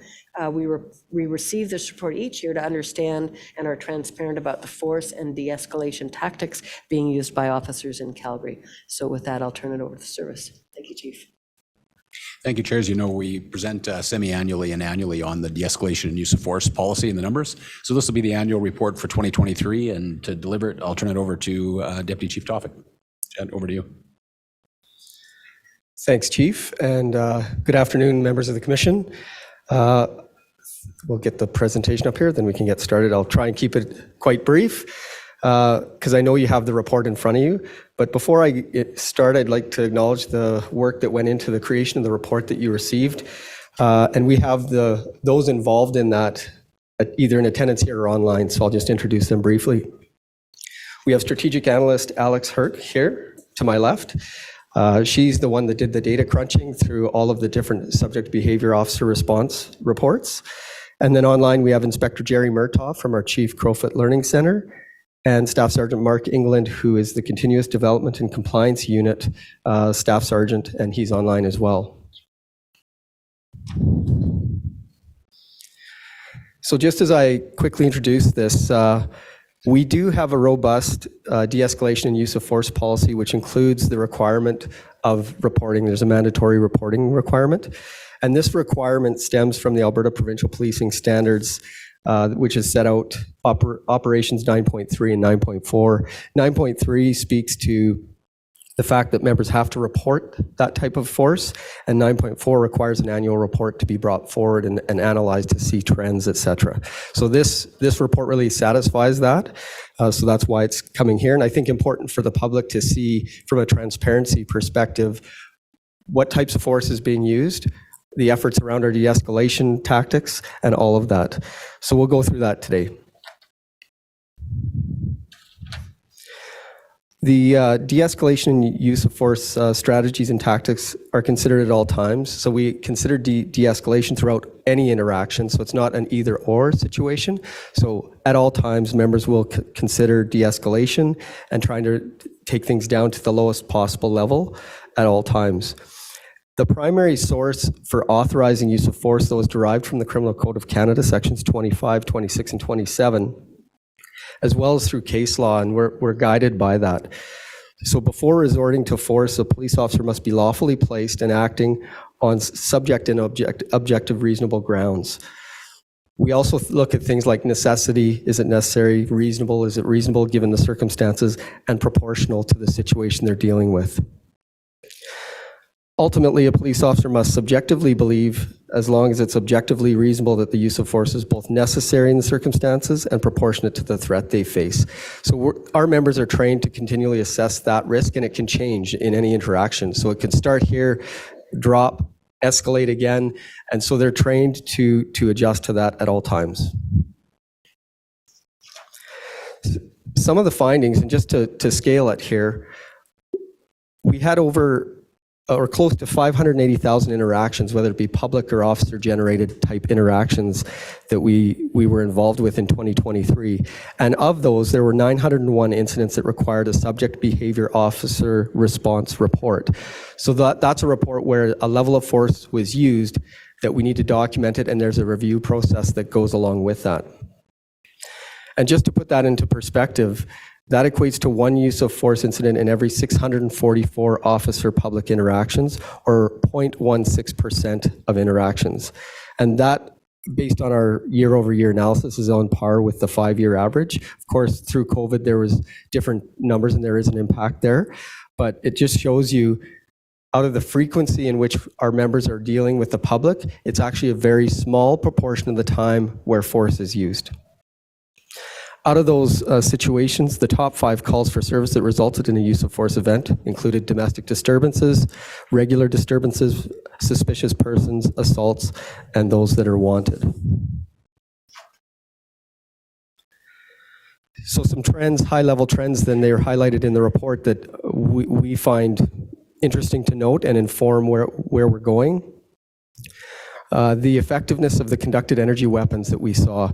We deployed the new Taser 7 from the X26P model in 2023, and we're finalizing that rollout.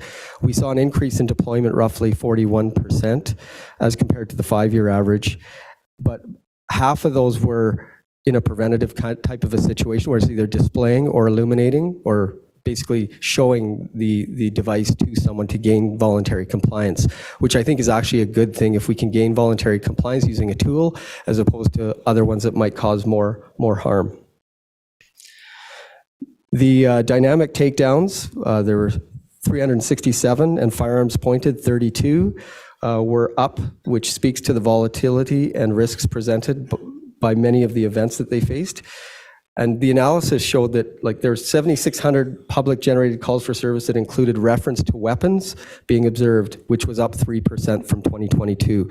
So anytime our members are responding to a call where it references the person has a knife or the person has a gun or that, it's going to put them in a position to be ready for what they might encounter. So seeing that upward trend, it's not surprising that we would see an increase in some of those, as well as with dynamic takedowns. We did some training around that, just around how to gain control of subjects that way. We did see a decrease in police service dog contacts, so there was 49 or 27% below the 5-year average. And the use of spit masks, 8%, although there were 70 cases in 2023 where those were used. And for just to provide background on that, if a subject is under arrest and is spitting at officers, they will use a device to prevent that from causing a biohazard for them or other people in the area. Of note, in this year's report, we also analyzed the situational factors that may be contributing to the use of force events. And this, I think, was the first time we really delved into that in great depth.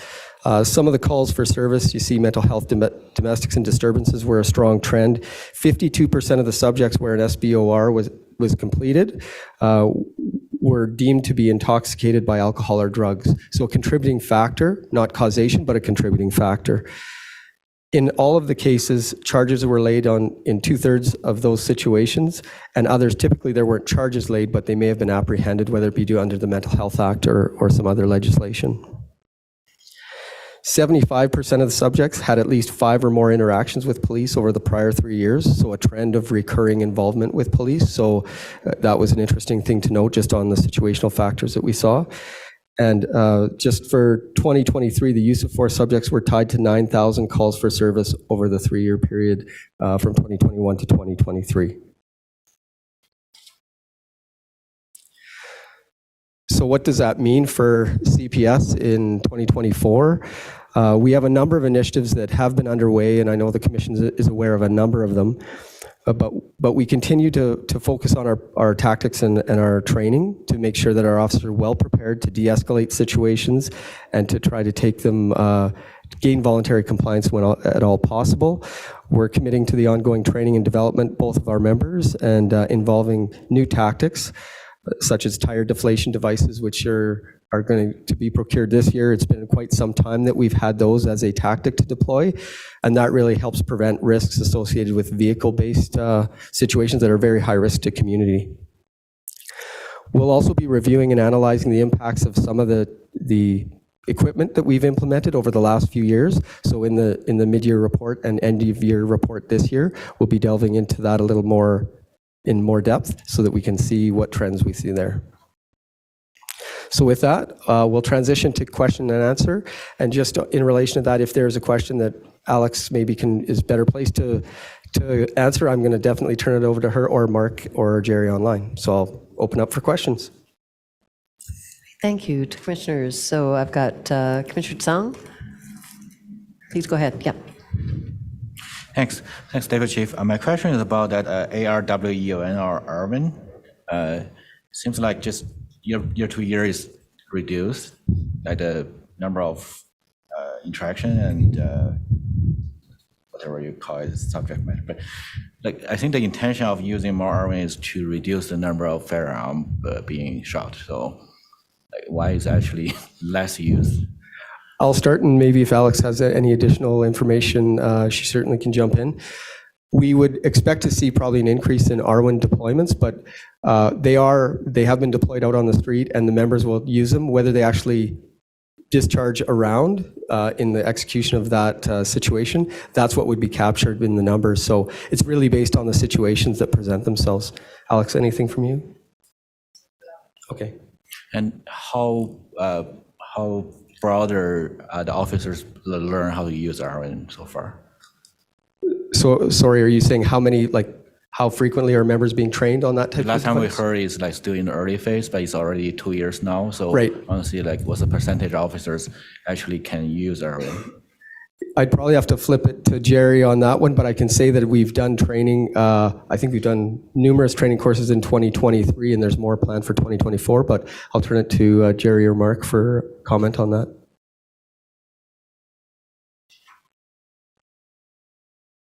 If they can online. Afternoon, everyone. Staff Sergeant Mark England here. I don't have specific numbers for you, Commissioner, in regards to how many people specifically have been trained.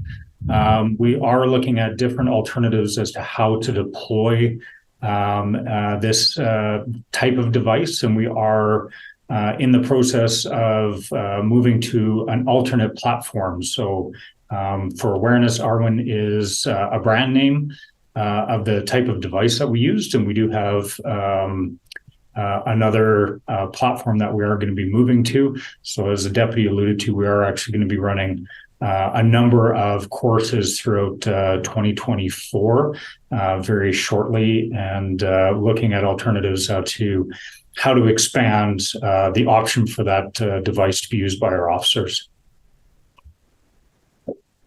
Thanks. And just curiosity question. So how many, like say, newer technologies have been explored, like that has some user force, but absolutely not lethal? And I think this is only one example. I think this one, and then conducted energy weapon, maybe another one. But is there any other like innovative tools has been explored? You bet. So the tire deflation device is another one that is a big one for this year, that the training is already underway. So what that does, it allows us to stop a vehicle that might be at risk of fleeing and causing damage. We have criminals who are using vehicles for crime, and it can result in high-risk driver behavior. And what that will do is it'll allow us to slow or immobilize the vehicle and go into vehicle-based tactics with them to stop that threat. So that's another one this year. Also, the training team has a number of things planned as regard to subject control tactics and other ones. I think they were mentioned in the report. There's 4 different ones that are offered this year, and members will be given the option to take all 4, but complete at least one, and that will be rotating through. Okay, thanks. Thank you. Commissioner Campbell and then Commissioner Nyson-Jordan. Thanks very much. When can the community anticipate receiving this report in a format that includes disaggregated data for demographics? Thanks for the question. We are working through that right now. I would expect for our annual report this year, at the latest, it would be at that time. That's our time frame. Okay, thank you. On page 11 of 29 of the report, the final paragraph on that page reads, in 2023, most of the use of force subjects had a FPS number, meaning they are a person with a previous criminal charge. Why is that relevant? Go ahead. Yes, thank you very much. That's a really good question. If I may add to that, we were basically looking at are the subjects of force subjects that are repeatedly interacting with police, and possibly does that interaction lead to any kind of use of force? And we actually, yes, the data is conclusive that yes, it tends to be people who have a previous criminal charge and obviously a previous contact with police tend to actually be further involved in interactions with police and potentially with the use of force. Thank you. Thank you. Commissioner Nyson-Jordan. I'm just going to follow along with Commissioner Campbell's question, both components. So by knowing repeat offenders, does that actually increase the chances of you using force with that particular individual? And so there's an inherent bias that I would submit might be in there. Now, it may be necessary, but it's still an inherent bias. So that's one. And the second is, she talked about demographics. I'm assuming you meant race-based data. And where are we with that? I know we were kind of stalled because we were waiting for StatsCan, but there's increasing areas of the country that are providing race-based data. How close are we to actually getting it in our city? Thanks. You bet, and I'll maybe tackle that one first. So we are doing the work, even though StatsCan is doing a lot of things to try to get consistency around that. So we're doing our own work to put other data sources together to be able to inform that and have as valid information as we can, knowing that it may be limited to perception, and that's a reality. So I believe by the end of the year, we'll be in a position to at least provide that with the limitations that come with that. And then, of course, we're still working with Stats Canada on that. And then on the first part around the frequency of interaction or with someone who might have been involved with the criminal justice system previously, I don't know that it's necessarily a straight line to use of force. But what it does tell us is that we more regularly are involved in use of force with people who have been through that than those that haven't. And so I think it's just information for us. It doesn't change. We'll engage every person as an individual, and we often don't know in a lot of the occasions what the background is until we end up dealing with them at the end of the call. So sometimes we do, sometimes we don't.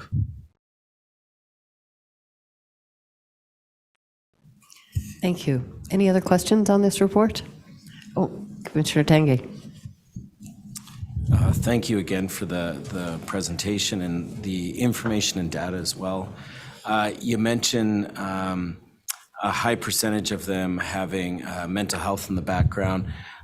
Do we have data showing whether or not PACT is involved, or if there's other pieces that are involved in this or not?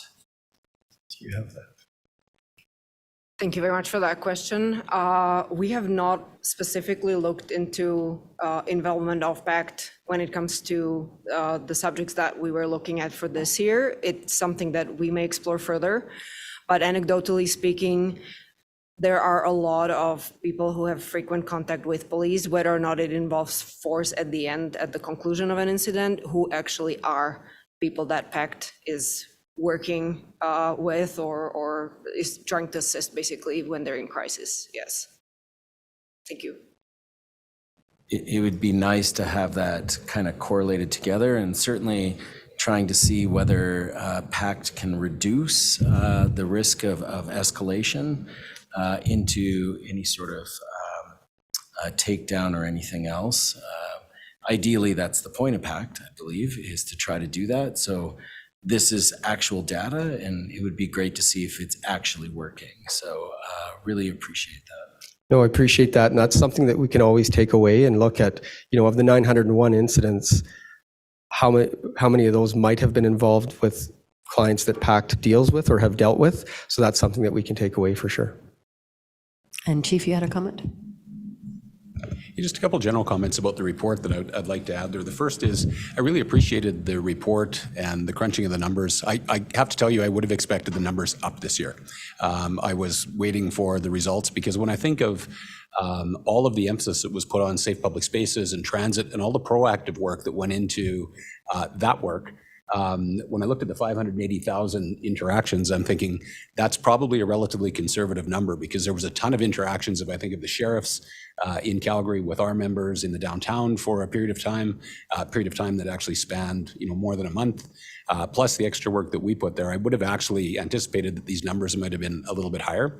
What we did see in the numbers, obviously, is that force is used relatively infrequently, and when it is, it looks like it's concentrated around volatile situations where you would sort of expect that. The one thing that I was struck by as well is that, and I think Commissioner Kitangay, your comments sort of highlight this. Every time, I know for me, when we look at this report, we look at different ways. We think, okay, how could we take that 901 number, and is there anything we could do to reduce it, which is fairly natural. But at the same time, I just want to sort of marry that up also with the other side of it, and that is like the recent ACERT investigation in Temple was another good example of a situation that was escalated, that was very bad before when officers were called. And when they went there wouldn't have been time there to deploy PACT. Not to say it's not an option in some of the cases, because it certainly is, but not always. And at the same time, we had a number of fatality inquiries reports that have been released recently that were extremely complimentary of officers and their efforts to de-escalate, and the fact that they ended up having to use force just the same. So I think it's always good to remember that in some of these cases, officers are put in incredibly difficult circumstances, and there isn't opportunities to do that. Now, we should always look at these for ways to make it better and that type of thing, but just given the context, and I think overlaying the context to the good work Alex and others have done, I think makes this a really helpful report for us. And then the last thing on the race-based data, I would just say quickly, because I think it's important and we keep pushing in that direction, but one of the things that I think was also pointed out in the report is that we should keep in mind for when we do that, because it's very much worth doing, but when we do, the population here out of the 910 subjects out of 901 events weren't necessarily such that they will be representative of the population demographics of Calgary. So if we don't see that line up the way that we would expect it to, that shouldn't necessarily be surprising given what we see here. So I just add that at this point too, because I think that's just one thing to keep on the radar for the introduction and overlay of race-based data into this. Commissioner Campbell? Thanks very much, Chair, for another round. I just want to make sure that there isn't anyone before me. Okay, thank you. Last question from me. On page 15 of 29 of the report, there's a discussion of the RWIN and the less lethal program transition. Does the LSTEC still cause internal bleeding in most cases?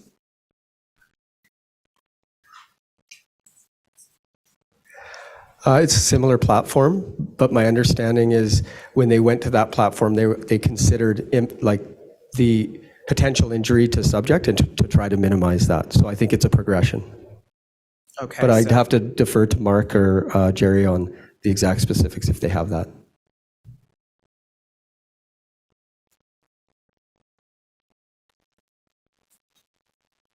Deputy, the only thing that I'll add to that is with the new platform that we're going to, we do have a different round that's going to be associated to it. So we are going to be transitioning. We have done some research into the actual impact rounds that are associated with a less lethal system to try and mitigate that. So it has definitely been on our forefront of our mind and something that we put some research into. Back to you, Chair. Thanks. Thank you. And seeing no more questions, thank you very much for that report. Very helpful. Thank you for all the analytics that go on behind it. I know there's lots. So much appreciate that. Thank you. And with that, we're going on to item 5.3. Here, a report on the policing plan for Vaisakhi celebrations in Calgary and the Nagar Kirtan Parade. While police commissions are not involved in the operational decisions of the police, we do have a responsibility to ensure that the service has appropriate plans, policy direction, and resourcing in place to manage significant events. And this one is significant to the City of Calgary. These brief presentations on major events are aimed at helping us fulfill that governance role. So I'll turn it over to you. Thank you. Thanks, Chair. Yeah, this is significant indeed, an important event in our city. So I've designated this a major policing event, as I do each year, in relation to the Commission's policy on major policing events. So hence we're here. I'll turn it over to Deputy Gill just quickly to introduce Joe and the team, and they'll just take you through quickly the plan. Thanks, Chief. Very quickly, the 2024 Nagar Kirtan and Dashmesh Center Parade will take place on Saturday, the 11th of May. We expect it to draw more than 60,000 people to the northeast communities of Calgary, and the event itself has grown significantly over the last 5 years or so. And Superintendent Brouwer is going to describe the operational plan we will have to police that event on that particular day. Thank you, Deputy. Good afternoon, Chair and Commission members. Thank you for the opportunity to present the CPS major event plan for the 2024 Dashmesh Cultural Center Nagar Kirtan Parade and Celebration. I'll take you through a short presentation, then I'll open up to any questions. With me here today, I have Staff Sergeant Rod McNeil from the Major Events Emergency Management section, and also with us is Constable Randy Randawa from our Diversity Resources team. Both have played an instrumental role in supporting the community in planning this event. Planning is still in progress, I should say, and they'll both play major operational roles on the day of the event as well.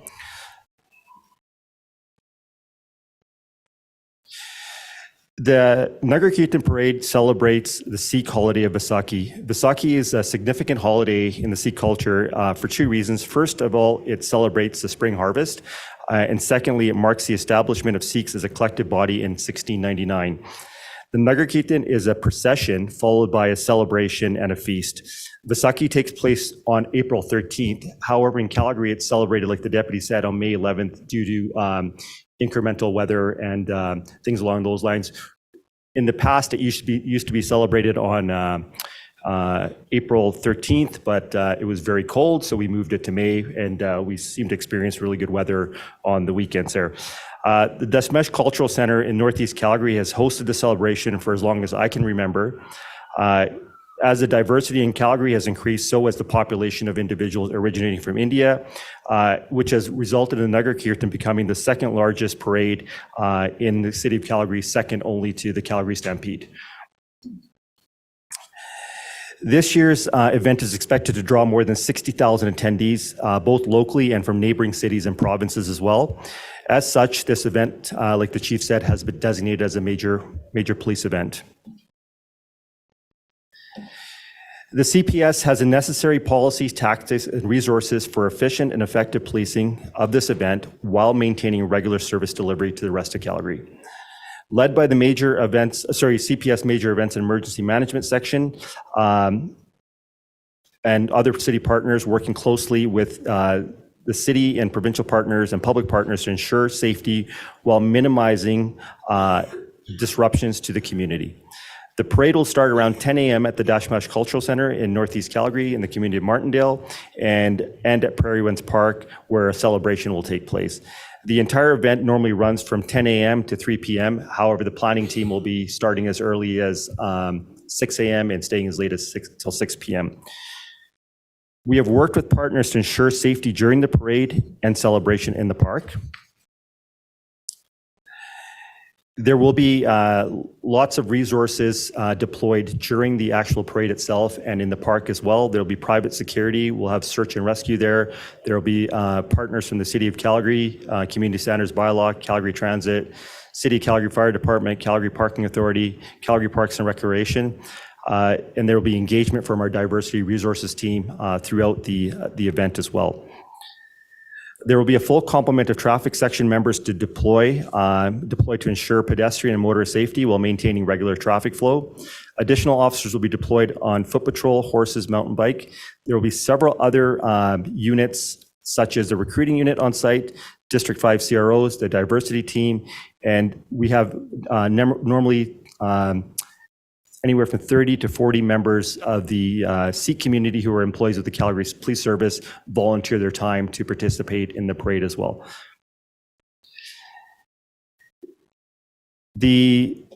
This year's planning is based on previous year's intelligence reports and experience from previous years.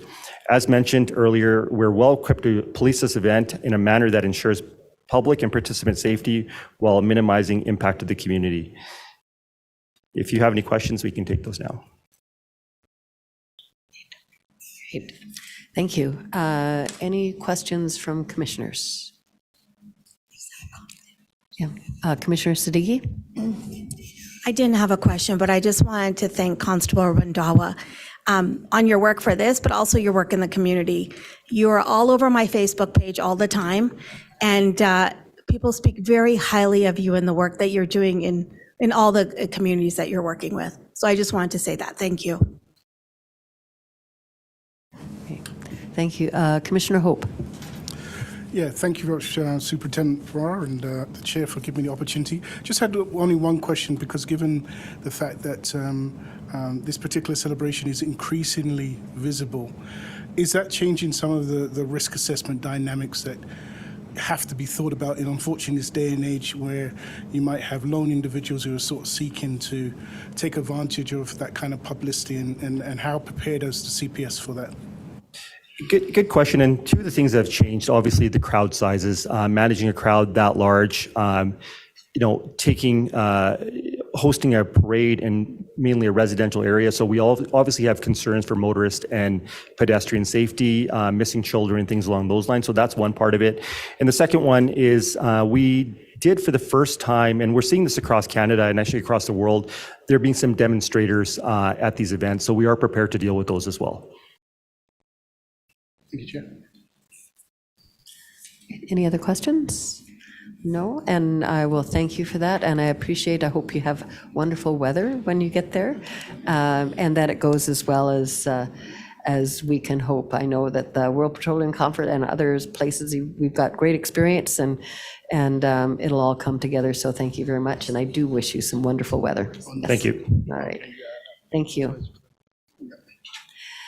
And with that, we have two more reports under agenda item 5.4. These are the two reports on crime trends. The first report covers what the investigative areas of the service are seeing, and the second report covers what frontline officers are seeing. Commissioners will both get a chance to answer questions about both reports after both have been presented. So with that, I will ask the service to go ahead with that presentation. Thank you, Chair, and good afternoon, Commissioners. As you have noted in the Bureau of Investigative Support monthly report, most of the crime categories reported are near or at the 5-year average. I will highlight a few. In relation to gun violence, and specifically shootings, we continue to trend down. As of March 17th, 2024, year to date, we've had 16 shootings, which represents 24% decrease from 2023. In relation to our ongoing efforts to reduce gun violence, I would like to share a quick compliment in recognition of one of our members. On Thursday, February 29th, 2024, members of the Canadian Office of the U.S. Government's Bureau of Alcohol, Tobacco, Firearms, and Explosives, ATF, presented Staff Sergeant Ben Lawson of the Calgary Police Firearms Investigative Unit with a flag that was flown over the U.S. Embassy in Ottawa earlier this year. This flag signifies a way for the ATF to recognize Staff Sergeant Lawson's ongoing work to address cross-border firearms trafficking and violent crimes. Staff Sergeant Lawson work in this area along with his team have been showcased across Canada and has allowed the Calgary Police Service to be a leader in the firearms field. I will briefly cover some recent files of investigative and enforcement efforts related to organized crime. And Chair, I apologize for some of the duplication, but there may be some more detail. In November 2023, 5 masked suspects unlawfully entered a residence in Southwest Calgary and assaulted 2 males. One of the suspects was kidnapped from the residence and driven around the city for several hours before he was able to escape. Based on the individual's connection to organized crime in Calgary, the Organized Crime Response Unit, which you've received presentations on from previously, was assigned and began an investigation. In February 2024, OCRU executed 3 search warrants in relation to the investigation. 3 men have since been charged. The investigation and searches for additional suspects remain ongoing. In February 2024, OCRU also conducted 2 complex and resource-intensive kidnapping investigations. The complexity and resource-intensive nature of these investigations have been explained and described in detail to this commission in camera previously. From incidents that occurred in May of 2023. The kidnappings, which were believed to be motivated by drug-related organized crime conflict in Calgary, were violent and targeted innocent family members of individuals involved in organized crime. The initial incident required dozens of police resources for a prolonged period of time, with life safety paramount to the 2 victims. Following the release of the victims, 2 CPS investigative teams were assigned. Over the 8-month investigation, more than 100 judicial authorizations were obtained to progress the investigation and collect evidence. This included the search of numerous electronic devices and 5 properties located in Calgary, Edmonton, and Windsor. Throughout the investigation, officers also liaised with our law enforcement partners across the country. The investigations have now been concluded and 5 men are facing a total of 52 criminal charges. In relation to homicides, so far in 2024, we've had 4 homicides. During the same period in 2023, we had 2 homicides. To date, 2 of the 4 have been cleared by charge. One quick note highlighting efforts of our online stolen property unit. In February 2024, a woman contacted police after seeing her property for sale on an online marketplace. The items, which included one-of-a-kind Indigenous-made clothing, were taken from the victim during a break-and-enter that occurred 2 years prior. After learning that the stolen items were being advertised online, our officers from our online stolen property team were assigned and launched an investigation. As a result, police were able to seize the stolen items and return them to the rightful owner. In total, approximately $6,000 worth of clothing, including the Inuit-made clothing, which had significant sentimental value to the victim, was returned. Now a brief note on cybercrime. As a continuation of Fraud Prevention Month, from March 12 to 14, 2024, our blockchain investigation team partnered with blockchain data company Chainalysis to host Operational Disruption, a private workshop dedicated to addressing cryptocurrency-related crime.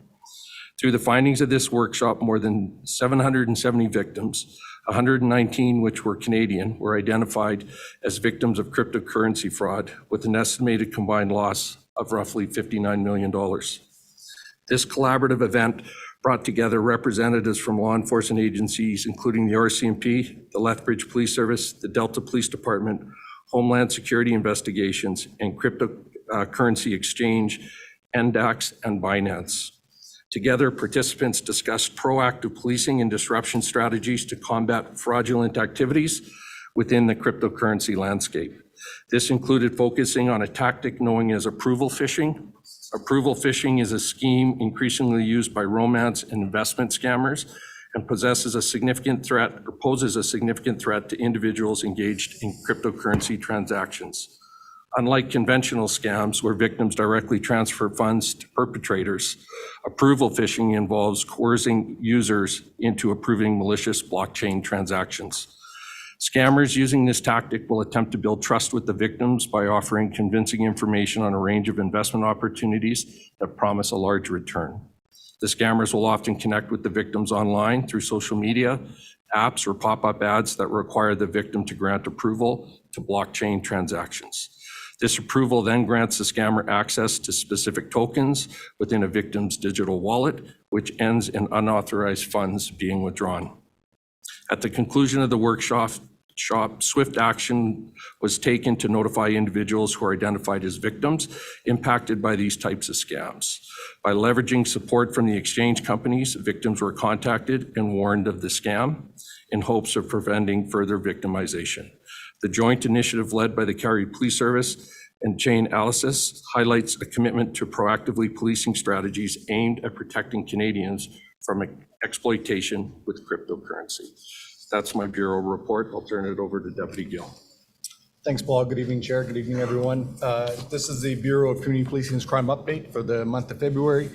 The stats are from the month of February, but I'll make comments around both February and a little bit of into early March. Based on the feedback from last month's commission meeting, looking at you, Commissioner Campbell, we revised our reporting of disorder into one category while refining what is included within that category. So it's an iterative approach. Happy to get more of your feedback so we can continue to modify so it certainly resonates with you.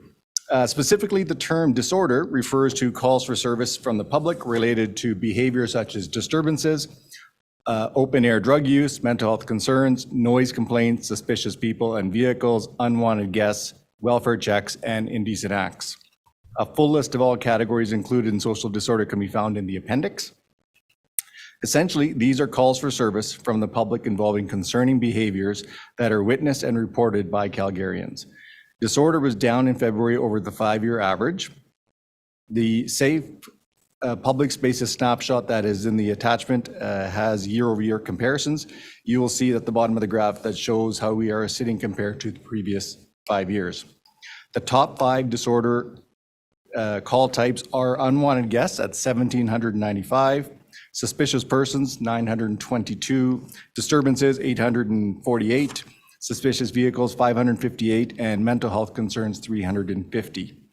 We anticipate an increased visible policing presence starting in April as we roll out our new community engagement response teams that'll work to address the violence and social disorder in Calgary. And that is the first tranche of our 50 officers that we received from the province of Alberta.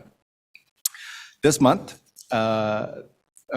past month has been a challenging one for the community we serve and our members. There have been 2 officer-involved firearm incidents. You'll all be well attuned to the events that occurred in Pembroke Meadows just over a week ago. We continue to support our impacted community while ACERT conducts their investigation. District 4 hosted an open house for the community on the Monday following the complex and protracted incident to offer supports with our victim assistance support team. We will continue to engage and support Pembroke Meadows residents as we recover from this event. I also have an update on an officer-involved shooting that occurred in late February. As the chair briefly mentioned, during the evening of Thursday, February 29th, we received multiple calls from the community of Temple relating to a man with a firearm engaging in erratic behavior. The man pointed a gun at one woman who was parked in her car at her home, attempted to carjack a family with a baby in the car, and struck another man in the head with what appeared to be a gun. Thankfully, all the victims were able to get away safely. Officers quickly arrived on scene and encountered the suspect, resulting in an officer discharging their service weapon. The subject was taken to hospital with non-life-threatening injuries. A handgun-style pellet gun was recovered at the scene. Our General Investigation Unit is investigating the criminal actions of the suspect leading up to the shooting. The man was initially facing 7 charges for robbery, assault, and a weapon, and failure to comply with the probation order against 5 victims. Since then, we have located 2 additional victims and laid 10 additional charges, including assault with a weapon, weapon dangerous to the public, use of an imitation firearm in the commission of an indictable offense. As you may also have heard last week, ACERT has officially cleared our officer thanks to ample evidence provided by body-worn camera and in-car digital camera. This is the fastest turnaround on an officer-involved shooting investigation by ACERT that we have had. We thank ACERT for improving their triage process, as the impacts of these events on the officers involved cannot be understated. While none of our officers begin a shift thinking they will end up harming someone, they are very aware that every shift is unpredictable and there remains a very real risk they are putting their lives in danger to serve Calgarians. This is what they train for, and they rely on their skills and training to keep themselves, their partners, and Calgarians safe. Finally, I also want to take this opportunity to encourage those impacted by these events to reach out for help through our Victims Assistance Support Team. And that concludes my remarks, Chair, for the crime reports that are attached. Thank you very much. Good reports, and I will turn over to commissioners. We've got Commissioner Campbell. Please go ahead. Thanks very much. I appreciate the reports, Deputy Chief Cook and Deputy Chief Gill. So Deputy Chief Gill, thank you very much for breaking down the disorder category. As I said last meeting, unwanted guest or speeder are much different than indecent act or prostitution. So I play this little game on my phone called Connections. It's put out by the New York Times, and basically you create groups of 4 with a common thread. So what I would like now, and I'm not directing, I'm really just suggesting at this point, is that we think about creating new categories that are more reflective of the times and are more descriptive to the actual disorder. Maybe a subcategory if it's going to break the database and the system, but really being able to articulate a category of violation, more so than this massive category called disorder that includes at least 15 things that don't necessarily seem to have a thread. So a little Connections, please. Thanks, Commissioner. And I think what I will commit to is that we rely on a number of data sources to get that information. So you have my commitment that I will work with my team to see if we can create those connections or subcategories to better reflect the data. It just may not happen very quickly because of the data points that we have and how we bridge those together through our data systems. Thank you. Nothing before the time. And Commissioner Nyson-Jordan. Thanks. I have one question each for Deputy Chief Gill and Deputy Chief Cook. The question I have relates to the investigative report is around the IP address and the Supreme Court ruling related to that. I can understand that that will be a significant issue in terms of the cybercrime investigation, but is there some way that you've kind of worked with perhaps the judiciary in terms of speeding up those requests for warrants for that type of IP address so that we don't lose the momentum that we've got with the cybercrime? Obviously, our challenges here are the same nationally with this court decision. I appreciate the question. It was one that I wanted to make sure I knew exactly what IP stood for, and I might have referred to Commissioner Zhang if there's any. But Internet protocol. Yes, address. But it's not just in relation to cybercrime. There are so many conventional crimes, violent crime, other crimes that are furthered through production orders on electronic devices. So I tried to, specific to your question, I asked, like, what is the volume of extra work, not only on police agencies, but also at the judiciary? Because all of these judicial authorizations will go through there for approval. I wasn't able to quantify it, other than most of the crimes that we investigate have cyber or a component of cyber attached to it. So it's a significant increase in work that's coming forward. I think before we brought in, like when we talk about 100 production orders or judicial authorizations, it's volumes of material that's required to get the judicial access. So I can't qualify it for you, other than I think it's going to be a fairly significant workload and impact on our files, and will slow down some of the investigative momentum. So I think it would be well worth your while to quantitate at least even a short-term amount of work that it's requiring, and perhaps that can be forwarded to the appropriate individuals that might be able to change some legislation in that area. And both provincially and nationally, we have an e-crime committee, which I know will have a keen eye on this, as well law amendments.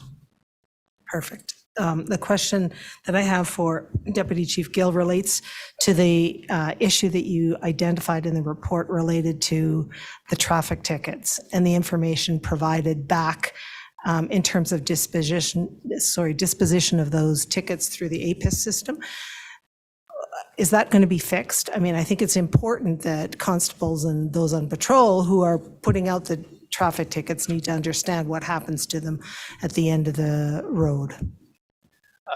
Commissioner, thanks for the question. I think I can tell you we are working on that. There is some work that's happening between us and at the provincial government level. Some of the stuff we're raising through the chief, through the AACP, because we need some, because we're not, Calgary Police Service is not the only one facing this, so are the other police agencies. So it's a collaborative approach between all of us to work through AACP and then our partners at the province. So I can tell you that it is actively being worked on. Thank you. Any further questions?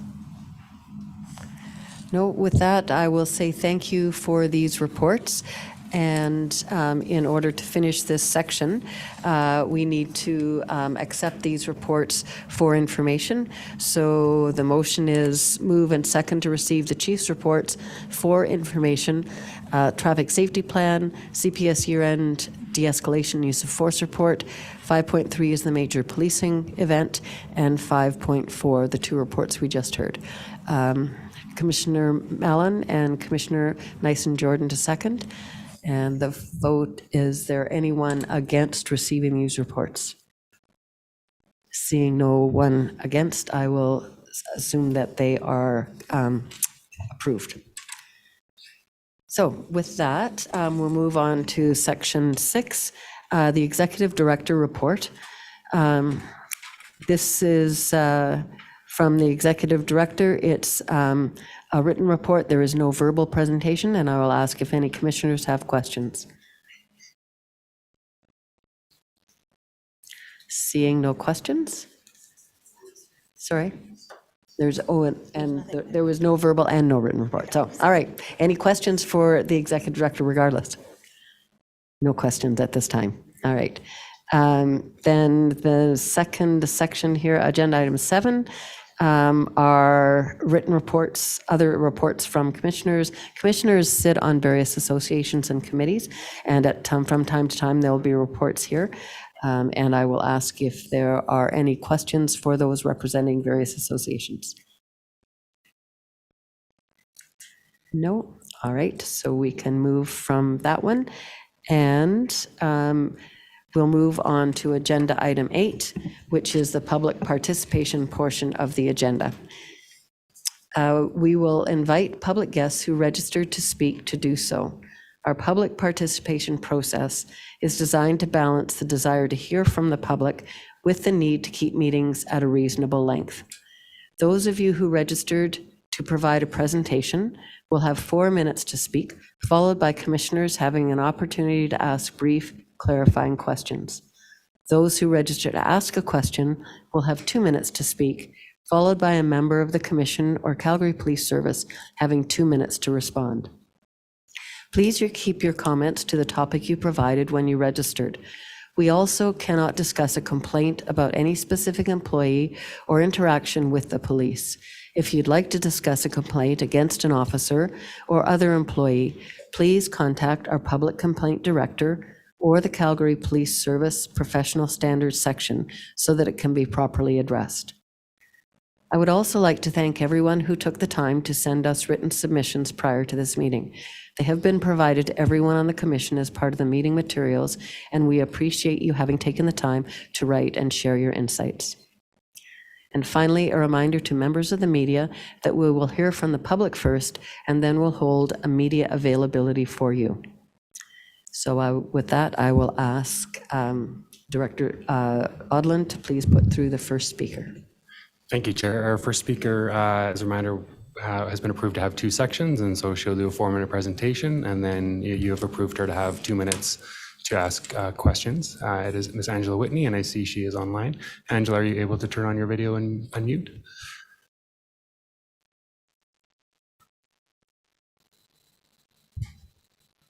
We can see you. We can't hear you yet, though. Can you hear me okay? Yes, now we can see and hear you. Okay, perfect. Thank you. May I proceed? Yes, please do go ahead. Good afternoon, Calgary Police Commission. Thank you for allowing me to speak this afternoon. My name is Angela Whitney, and I was the Director of Human Resources at the CPS from June 2019 to June 2021. My tenure at the CPS was during the time of HR reform, directed by Commission, and after the public resignation of former CHRO. My attendance this afternoon is to bring transparency and awareness to serious systemic and cultural issues at the CPS, in a sincere hope that a pathway for a safe workplace for the individuals who serve Calgarians can be achieved. I care deeply about this city, Calgarians, and importantly, the city's first responders. By sharing my own experiences with toxicity and harassment as a high-ranking senior leader at the CPS, during a time of reform, I hope to create that safe pathway for others to blow the whistle. Allegations of the dysfunctional, toxic culture at CPS that have warranted reforms in the past are not new, with reports dating back to greater than a decade, detailing gender inequality, sexual harassment, sexual assault, abuse of authority, and reprisal for those who file complaint.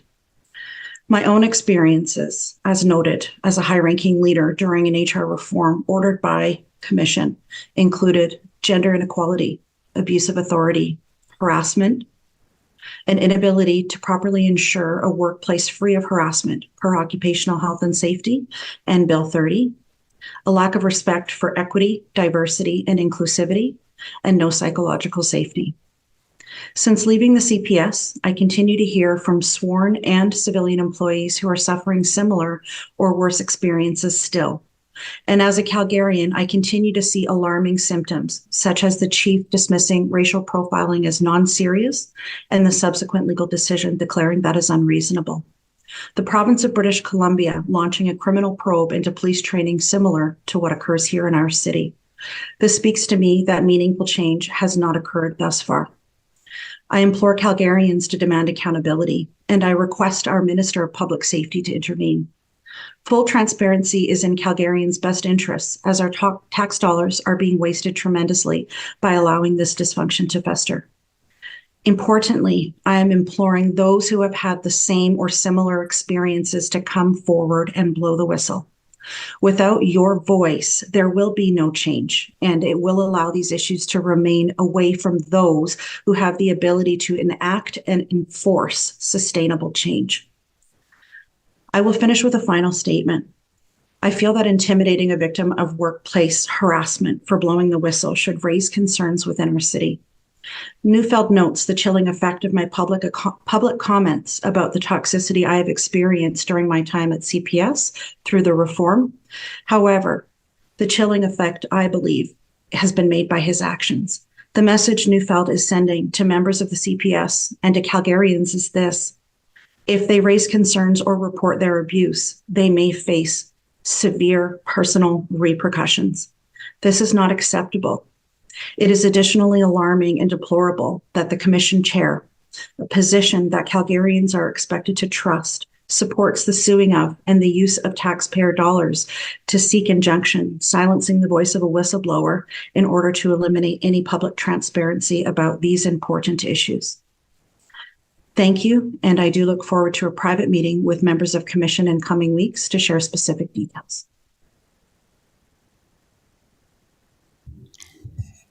Thank you, Ms. Whitney. Did you have particular questions that you would like to ask? Chair, I only had one question, and that is for you. How do you propose the review that you spoke about in the chair report at the beginning of the meeting? How will that review be different than the reviews ordered by you and past commissions under previous chiefs Hanson and Chaffin? We haven't yet got the details worked out. We have discussed it as commission. I think that you will find that there are a number of us here around Commission that are new to this role. I think the work that we've done over the last few years on anti-racism and the rest of the work in terms of moving the culture forward has started the process. And I think that this next step, which we will undertake with speed, will make a difference in terms of moving this ahead. So I think that it's time for us to take and renew our efforts for this. And I think that that intention and the energy is within this commission, and I think it's within the service as well, to push it again farther. Thank you. Okay, thank you, Ms. Whitney. Chair, we have a second person who has registered to speak. However, I do not see them, and so I'm just going to put out a call for Janice. If you are on the line, can you raise your hand?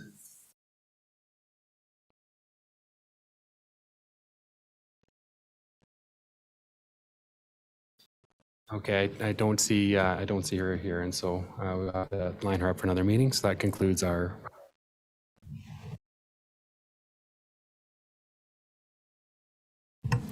Okay.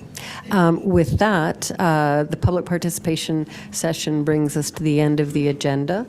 And so we will now adjourn the public portion of this month's meeting and move on to the media. I thank everyone for coming, and I hope you have a great rest of your evening. Chief Neufeld and I will move to the podium shortly, where we'll be available to answer questions from the media. Everyone is welcome to stay and watch our media availability, but only recognized members of the media will be able to participate. Commissioners and members of the service participating in the in-camera portion of our meeting, we will take a break before continuing. So please, if you can, try and keep the room quiet until the media availability is finished. And if you're joining remotely, please remember to rejoin using the in-camera link, which is a different one. So with that, I'll say thank you. It'll take us a couple minutes to shift the room around for the media part, and then we'll take a break after that. Thanks.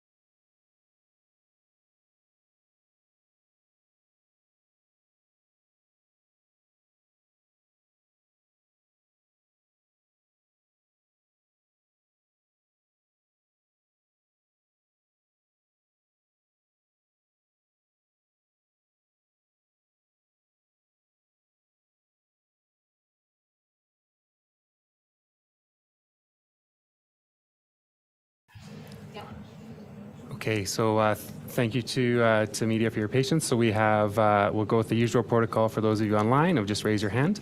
And then we do have a few people in the room as well who will add into the rotation. To start, did you want to start? Sure. So we'll start with Alicia Philberg from CTV.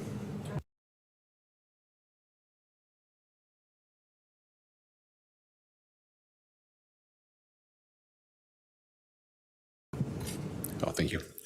Yeah, I don't know. I guess what I would say is I'm pleased to hear Ms. Whitney talk about engaging the commission in a formal way to sort of get to the root of the matters. Certainly, it has not made me feel very good seeing them circulate on social media and in the media without sort of connection to a constructive process. So it makes me feel good to hear that. Some of her remarks directed at you. How did that make you feel? You know what? I think it's not uncommon for people to direct remarks at the organization or the police chief, and that's fine. I think what's really important, though, is that some of the remarks cast a very long shadow over the organization and the membership. And so that's the part that is not okay. And so, again, that's why I'm happy to see this get into a process that's sort of a constructive process where we can get to the meat of the matter and then move things forward. How do you think Calgary Police Service could improve its work environment?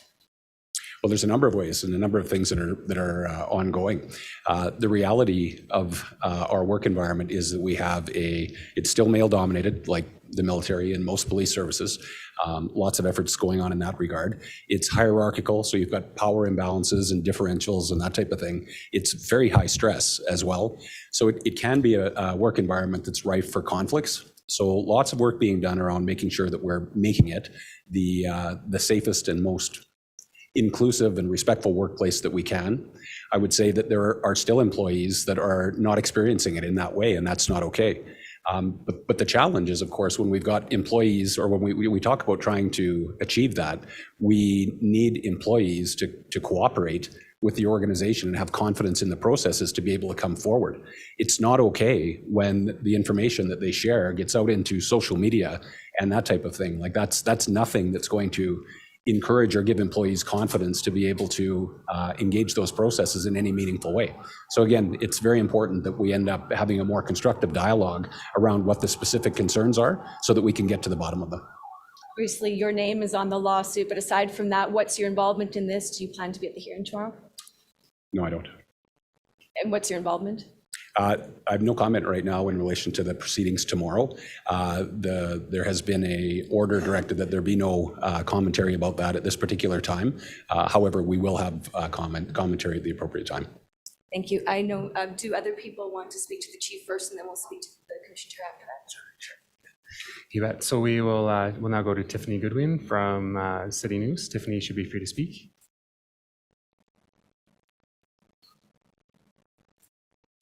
We still can't hear you, Tiffany, if you're there. Unmute. Okay, can you hear me now? Now we can hear you, yes. Oh, good. Okay, so, now I'm too loud for myself and I'm burning my ears. Okay, so you mentioned the Police Act and how you've been advocating for changes. Wondering if you could explain, how does the Police Act as it currently stands make it difficult to properly address, issues like sexual harassment and bullying within the workplace? And why does it take so long for bad cops to be appropriately disciplined? So a lot there, but let me speak to the Police Act piece first. So when it came to the consultation period around the Police Act, the Calgary Police Service was one of, or the only organization, I believe, that submitted a submission around the Police Act with a gender-based analysis to it. At the end of the day, I think the current Police Act, or the Act in its current form, causes us a number of problems. I think it deals with, and it was meant to deal with, issues where officers were alleged to have committed a misconduct or given inappropriate service to individuals in the community in the course of their duty. The challenge is it forces us to basically deal with workplace issues for sworn members in the very same way, or a very different way, than we would with all the other members of the organization that are not sworn members. So essentially what that sets up is a two-tier system where we've got 800 to 1,000 employees who are not sworn, who, when there's allegations of bullying or harassment or gender and sexual harassment, are dealt with one way. And then when sworn officers are involved in those same types of allegations, they're dealt with in quite another. And I think that does set up people to think that there's a two-tier system and it's not equitable. We see sometimes workplace issues end up getting assigned to external agencies like the Alberta Serious Incident Response Team, which in and of itself is not a problem. The challenge is the timelines. And so you've got a workplace issue that gets assigned to an external investigative body and then ends up churning around for a long period of time. In the meantime, it's very difficult for the organization to deal with the impacts that would be internal to the workplace. So that would be the biggest thing for me, that I think there's an opportunity as we work through the regulations to be able to deal with internal workplace issues in one way that's actually consistent and equitable for all employees. And that would be a game changer. Great. I have another question really quickly. How much public money has been spent in launching the lawsuit against Angela Whitney so far? I don't have that. This is all quite new, Tiffany, so I don't have that number. And will you be dropping the lawsuit now that the commission has ordered a review? I would say that it depends what happens as we go forward.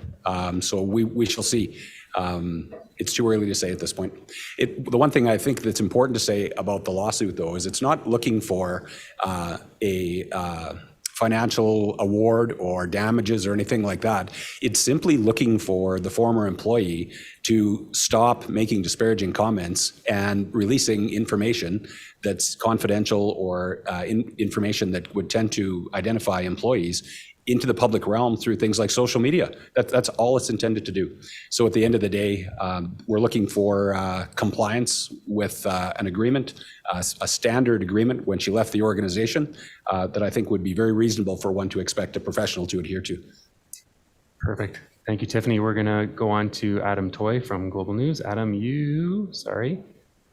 Give me a minute here. There we are. You should be able to unmute. Great. Thank you so much for taking my questions here today. Question for the chair. I know it's early days with regards to this review. I'm wondering if you can step us through sort of the framework that you and your colleagues are looking to take with regards to selecting this third party, and what the ideal time range would be for you to have, or that you would like to see for this review to begin its work and maybe even complete its work. Thanks for the question, Adam. We have just begun this set of conversation. I don't have specifics about how we would select who we're looking for. We want to ensure that whoever it is, whether it's an individual, whether it's an organization, consulting firm, whatever that might be, that has expertise and history and experience in doing this kind of thing. And as far as the timing goes, we want to see this start as quickly as we can. You can't be silly about moving things too fast, but we want to see it start relatively quickly and ideally have some input, some things back to us. I don't know, 6 to 12 months. We really want to make sure that this goes ahead expeditiously and we get the information that we need so we can see where we are and what we need to do next. So that's as far as we've got in detail planning yet. We will also commit, as we put our plans together, to put together a communication process and plan so that we can keep both CPS, ourselves, and the community advised of how we're doing.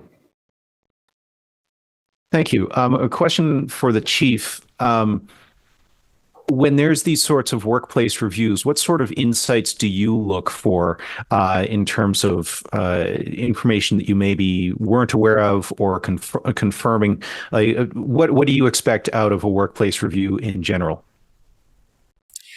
I guess what I would say, Adam, is right now, because the terms of reference and the scoping isn't done, I'm not certain what to expect. I guess what I want to say is this, though. Certainly, we've been on this path and working on it here very hard around HR modernization and workplace reforms.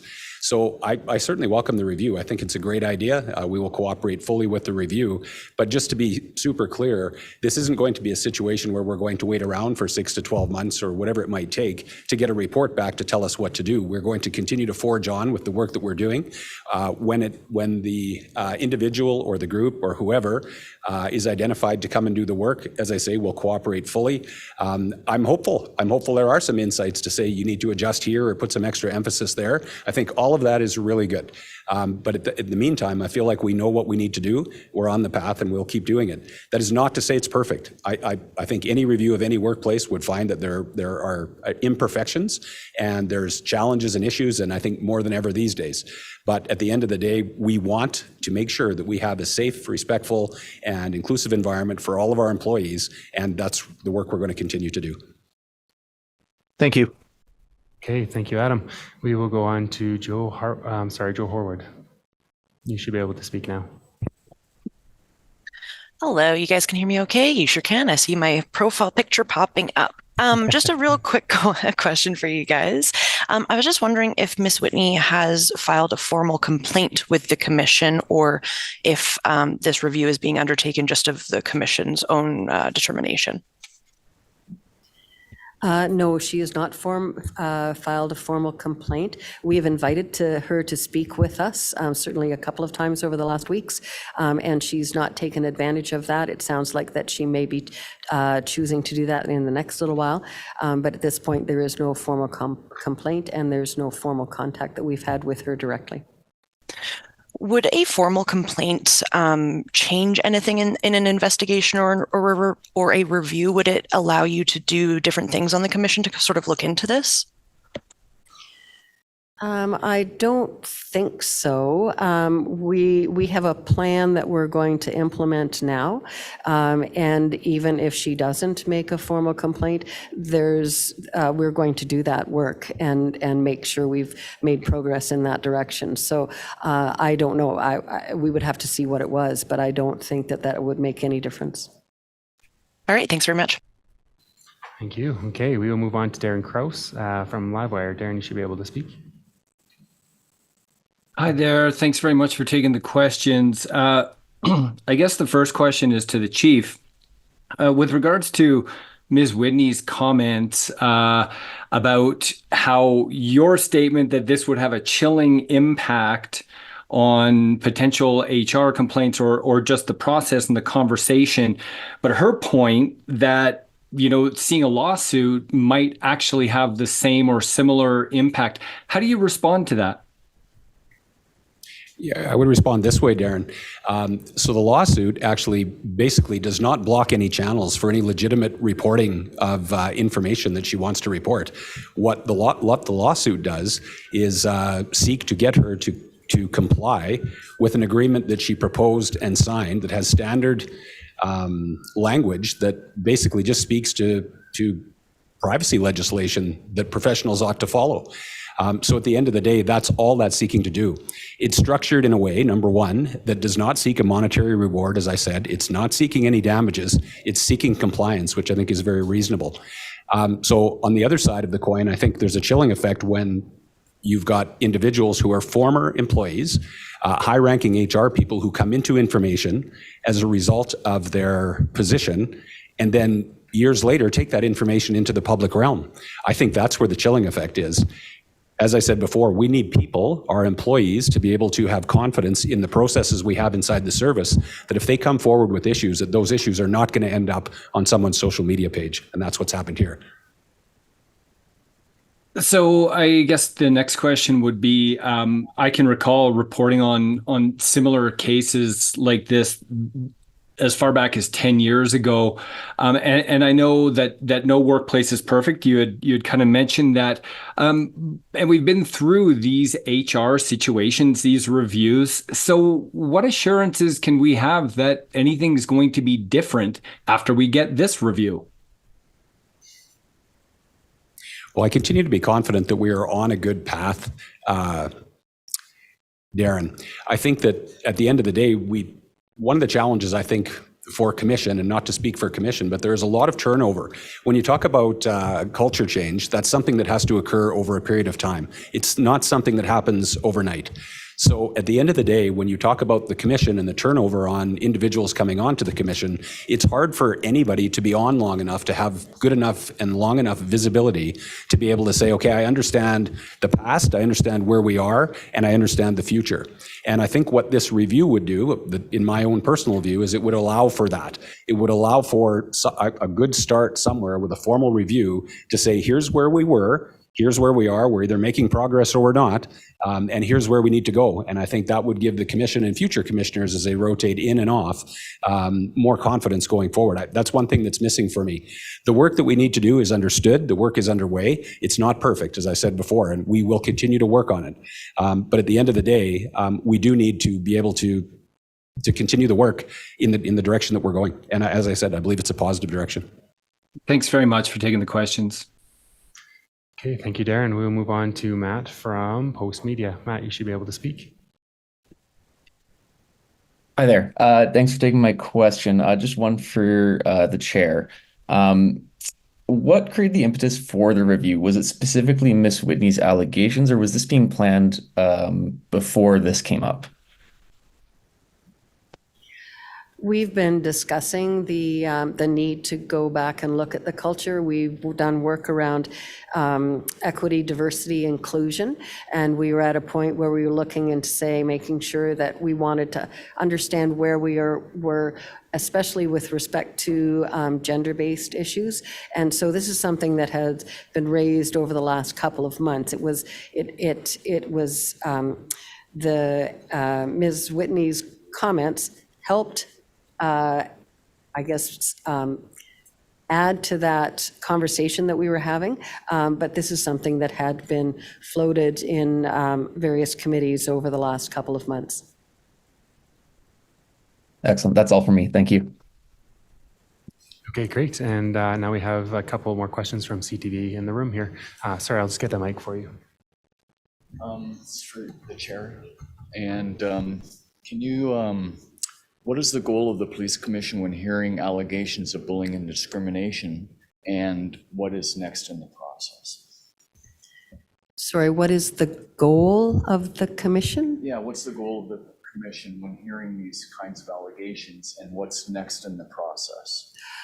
Okay, so if I understand the question, so what is the goal the commission would have when we hear about bullying and harassment like this, and what's next up? So essentially our goal is to not have those complaints. I mean, our goal is to have a workforce and a workplace that is equitable, diverse, inclusive, and where everyone feels they have a contribution to make and they feel they belong. So that is our goal. When we hear of complaints, then we need to address them and understand what's driving those and deal with the issues that may be there and figure out how we're going to make it better. Our next steps is to, as quickly as we can, sort out who we're going to bring in to do this review or assessment, evaluation, audit, whatever we choose to call it, and figure out who that will be, and then put a framework in place to look at what has been done, what's working, what's not working, where the gaps are, where we are currently, and then what we need to do in terms of going forward. And again, we are all passionate about the fact that this can't take forever. This needs to be a relatively short-term project that is on the ground and does the work and brings us a work plan within, it can't be a few months, I don't expect, but 6 months to a year. So we want this to happen. And at the same time, there are things that are already going on in the organization, education and training and support for people. So those things need to continue. So we're not asking those to stop. We're going to add this to that mix and see what we can do to speed the whole thing up. Thanks. Okay, I think that's it. Tiffany, you have a hand up. Did you want another question?